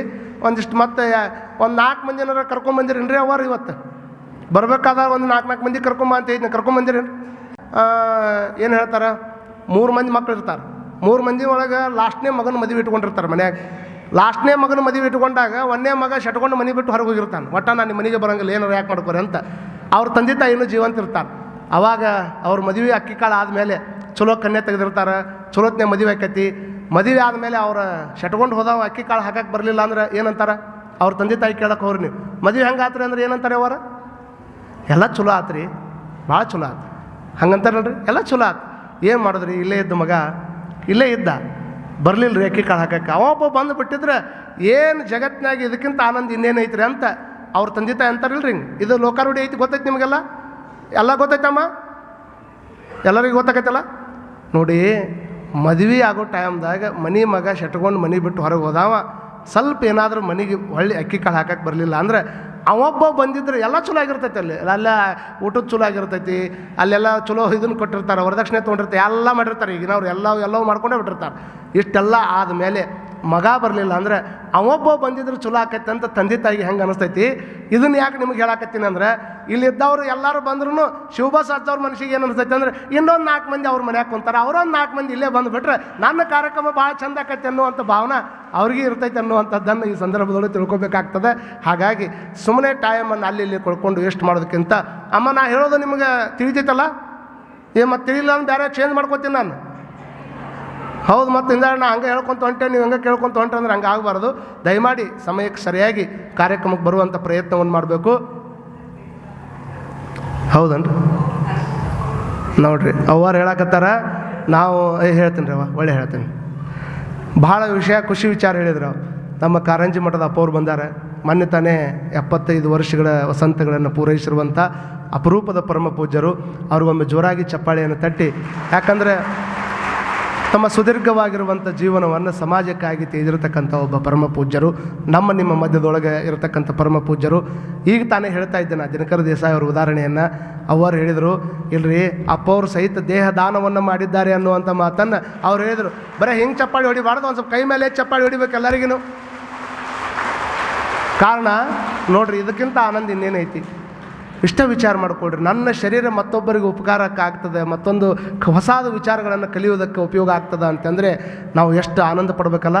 ಹಾಗಾಗಿ ಅಂಥ ಪರಮ ಪೂಜ್ಯರು ಮಾರ್ಗದರ್ಶನ ಮಾಡಿ ತಮ್ಮ ದೇಹವನ್ನೇ ದಾನ ಮಾಡ್ಯಾರ ಅಂದರೆ ನಾವು ನೀವೆಲ್ಲರೂ ಮಾಡಲೇಬೇಕು ಅನ್ನುವಂಥದ್ದನ್ನು ನಾವು ಹುಮ್ಮಸ್ಸಿನಿಂದ ಅದನ್ನು ತಲೆಯಾಗಿ ಇಟ್ಕೋಬೇಕು ಅನ್ನುವಂಥದ್ದನ್ನು ಈ ಸಂದರ್ಭದೊಳಗೆ ಹೇಳ್ತಾ, ಅಂಥ ಪರಮ ಪೂಜ್ಯರ 75ನೇ ವರ್ಷದ ಒಂದು ಕಾರ್ಯಕ್ರಮ ಸಹಿತ ಮೊನ್ನೆ ದಿವಸ ಭಾಳಷ್ಟು ವಿಜೃಂಭಣೆಯಿಂದ ಇಲ್ಲಿ ನಡೆದದ. ಅವರು ನಮ್ಮ ಮಧ್ಯದೊಳಗೆ ಭಾಳ ದಿವಸ ಇರಬೇಕು. ಆ ಭಾಳ ದಿವಸ ಇದ್ದು ನಿಮ್ಮೆಲ್ಲರಿಗೂ ಮಾರ್ಗದರ್ಶನ ಮಾಡಬೇಕು ಅಂತ ಆ ಅಜ್ಜನಲ್ಲಿ ನಾವೆಲ್ಲರೂ ಕೂಡ ಪ್ರಾರ್ಥನೆಯನ್ನು ಮಾಡ್ಕೊಳ್ಳೋಣ. ಇವತ್ತಿನ ದಿವಸ ಅಲ್ಲಂಪ್ರಭು ಅಜ್ಜವ್ರಿಗೆ ಅಲ್ಲಿ ಕಾರ್ಯಕ್ರಮದೊಳಗೆ ಒಂದು ಏನೋ ಮೀಟಿಂಗ್ ಇರುವಂಥ ಕಾರಣಕ್ಕೆ ಅವರು ವೇದಿಕೆಗೆ ಬರೋಕ್ಕಾಗಿಲ್ಲ. ಬಹುತೇಕ ನಾನು ಮುಂಜಾನೆಯಿಂದ ನೋಡಕತ್ತೀನಿ, ಮುಂಜಾನೆ 10:30 11 ಗಂಟೆಗೆ ಹೊರಗೆ ಹೋಗ್ಯಾರ ಅವರು. ಮಧ್ಯಾಹ್ನ ಊಟಕ್ಕೆ ಸಹಿತ ಬಂದಿಲ್ಲ. ಅಂದರೆ ಹೊರಗೆ ನೋಡೋಕ್ಕೆ ಭಾರಿ ಚಂದ ಕಾಣ್ತದೆ. ಎಲ್ಲ ತಮ್ಮ ಕೆಲಸದ ಒತ್ತಡ ಅದು ಇದು ಅವ್ರಿಗೆ ಆದರೂ ಸಹಿತ ಮತ್ತು ಫೋನ್ ಹಚ್ಚಿ, ಅಜ್ಜಾರು 7 ಗಂಟೆ ಆತ್ರಿ, ನಮ್ಮ ಜನ ಬಂದು ಕಾಯಕತ್ತಾರೆ, 7 ಗಂಟೆಗೆ ನೀವು ಚಲೋ ಮಾಡಿರಿ ಅಂತ.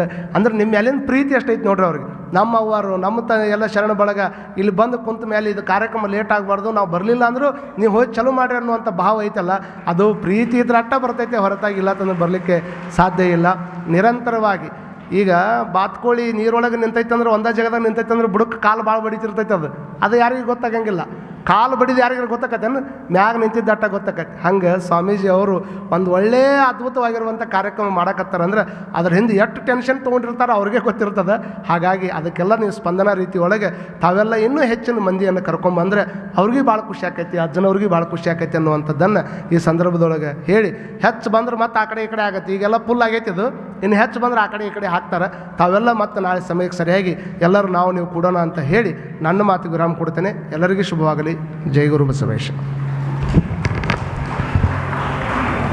ಎಳೆ ನಿಮ್ಮದಾನ ಬೆಳೆ ನಿಮ್ಮದಾನ, ಸುಳಿದು ಸೂಸುವ ಗಾಳಿ ಅದು ನಿಮ್ಮದಾನ, ಸುಳಿದು ಬೀಸುವ ಗಾಳಿ ಅದು ನಿಮ್ಮದಾನ. ನಿಮ್ಮದಾನವನುಂಡು ಅನ್ಯರನು ಹೊಗಳುವ, ನಿಮ್ಮದಾನವನುಂಡು ಅನ್ಯರನು ಹೊಗಳುವ, ನಿಮ್ಮದಾನವನುಂಡು ಅನ್ಯರನು ಹೊಗಳುವ, ಪುಣ್ಯಗಳನ್ನೇನೆಂಬೆ ರಾಮನಾಥ, ಪುಣ್ಯಗಳನ್ನೇನೆಂಬೆ ರಾಮನಾಥ.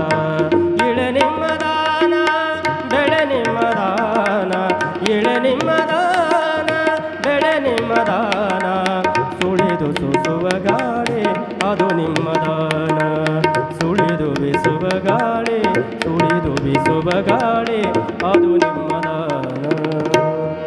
ತಂದೆ ನೀನು, ತಾಯಿ ನೀನು, ಬಂಧು ನೀನು, ಬಳಗ ನೀನು, ಎನಗೆ ನೀನೆಲ್ಲದೆ ಮತ್ತಾರು ಎಲ್ಲವಯ್ಯ. ಕೂಡಲ ಸಂಗಮ ದೇವ, ಹಾಲಲ್ಲದ್ದು ನೀರಲ್ಲದ್ದು ನಿಮ್ಮ ಧರ್ಮ, ಶರಣ ಸತಿ ಲಿಂಗಪತಿ, ಜಯ ಮಂಗಲಂ ಜಯ ಗುರು ಬಸವೇಶ ಹರ ಹರ ಮಹಾದೇವ. ವಿಶ್ವ ಗುರು ಬಸವೇಶ್ವರ